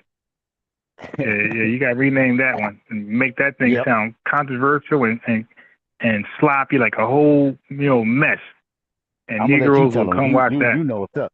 I'll let you tell him. You tell him. I'll tell him. I mean, what part of the information age does he not understand? Always a lack of tangible actions. It's always nothing tangible. It's always some weird fantasy shit. They always spend time preaching about theories and criticizing everybody else. Everything to deflect from organizing and executing real economic, political, and social change. That aligns with that's classic government infiltration tactics, where the goal is to neutralize movements by keeping you in an endless cycle of goddamn discussions instead of actions. We just had a foundational Black American represent our culture on the world stage today. You understand what I'm saying? That's big. The whole movement of us looking at our lineage and respecting our lineage and our Americanness, because we as foundational Black Americans are the true Americans, that's a threat. You understand? I want y'all to understand how much of a threat that is, because many of us are recognizing that we have indigenous ancestry here. And when we say, hey, we ain't trying to go to Africa, we're not trying to go to Wakanda, we want to stay here because this is ours. When we start claiming the land, then ultimately it's inevitable that some land payments are going to have to pop up. Right. You understand what I'm saying? They know where this is going. The more we claim the land, the more we claim the lineage. Mm-hmm. And we ain't talking about, oh, we're going to tear the government down. When y'all hear that tear the government down, that's classic COINTELPRO shit. Right. We And ain't, that's a no. Confederate, We ain't going to tear Confederate nothing down. This is our alt-right homeland. extreme We just talking want our point. money. No. We want our money because this is ours. Yep. And the minute we start talking like that, because now we're moving the needle politically. Family, us looking at our lineage, we caused a political party to fail in the last election. That was because of the grassroots. The reason why the whole country is talking about reparations, that is because of the grassroots and us looking at our lineage. We are moving the needle politically. We are moving the needle socially on a world stage. So yeah, when you got that kind of action going, then we'll get hey man, why are we trying to call ourselves American?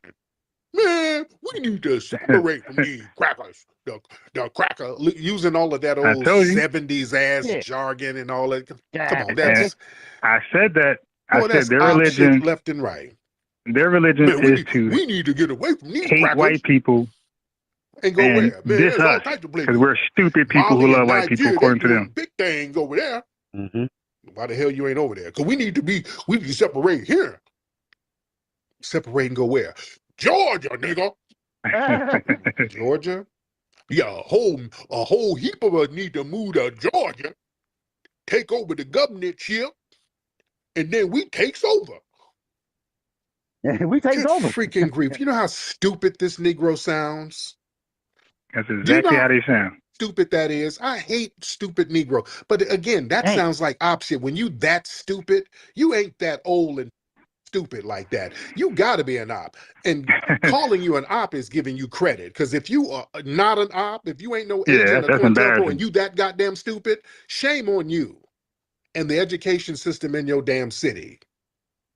1 minute. Talking that damn dumb. Like, okay, if you're gonna take over, yeah, so if you're doing all this, how come you haven't done it? I was planning on doing it. So in the background, I was making a thumbnail for Street Media TV versus Roland Martin. Oh, yeah. They are going at it. All right, that's why it should have been a debate. He should have said debate. Right. Because they are. Because I'm watching on mute. I'm watching on mute. And I'm just saying, I'm just giving feedback.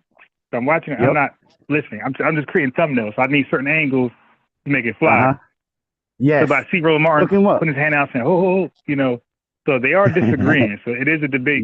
And I think Street Media TV should label it like that. I got you. But maybe Roland Martin said, don't do that. I don't know. Maybe. I don't know. He said, if you do that, I'm going to flag you. He said, I know. That's the only way you won't do it. I'm going to ask him about that when we get a chance. I will. Got the blueprints. I just need you on board with it as a leader. That's that old entrapment talk. That's what niggas do.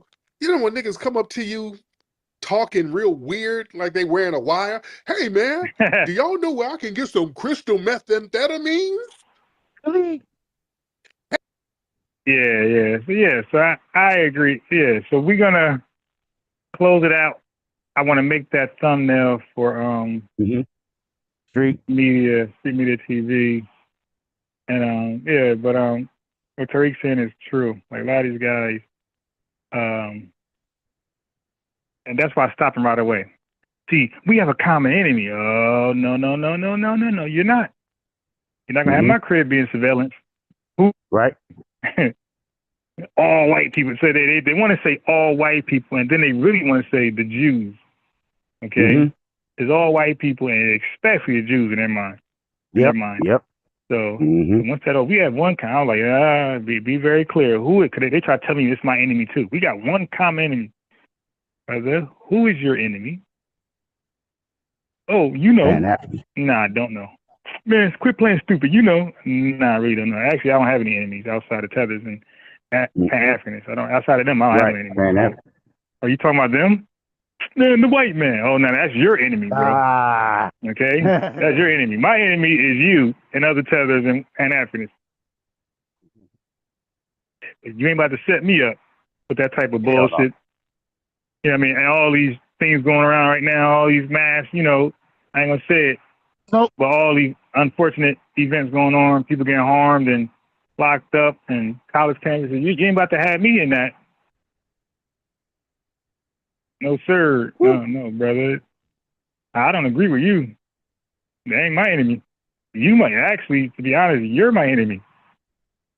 I ain't gonna tell you that. But now, since we're being honest, you're actually my enemy, brother. Like, no cap. All right, so I'm trying to almost done. Yeah, family, I'm dead ass. My enemy is I don't know about no, of course, white supremacists, like proven white supremacists are my enemy.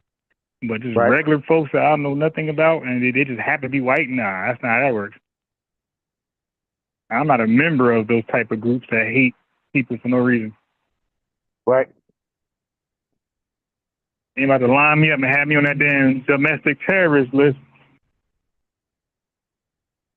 Now, when you go fly, right, they got to bring it to the back. Now, I don't want to be one of those guys where I go fly and I get pulled over. It's always extra. Like, they got a secret agent to talk to me. Hey, Ron? Yeah. Okay, can you come over here for a sec? Oh, shit. Yeah, we just want to make sure that there's nothing illegal in your bag and things like that. See, I don't want that. We're going to make sure you're not trying to do something nefarious in the city of Cleveland. Okay. So we walk to the back. I'm detained for 7 hours because some stupid shit a fool said on my live. No, sir. Your enemy is your enemy, bro. Let's get that clear. All right, so I got a good thumbnail. I got a cool thumbnail. It's regular. It ain't nothing. See, but I try to get it where, because they don't have shots. So in this discussion, it's hard to get a shot where both of their faces are in together. So it's just Roland Martin in the back of the head of Street Media TV. It's hard to get like his face in there.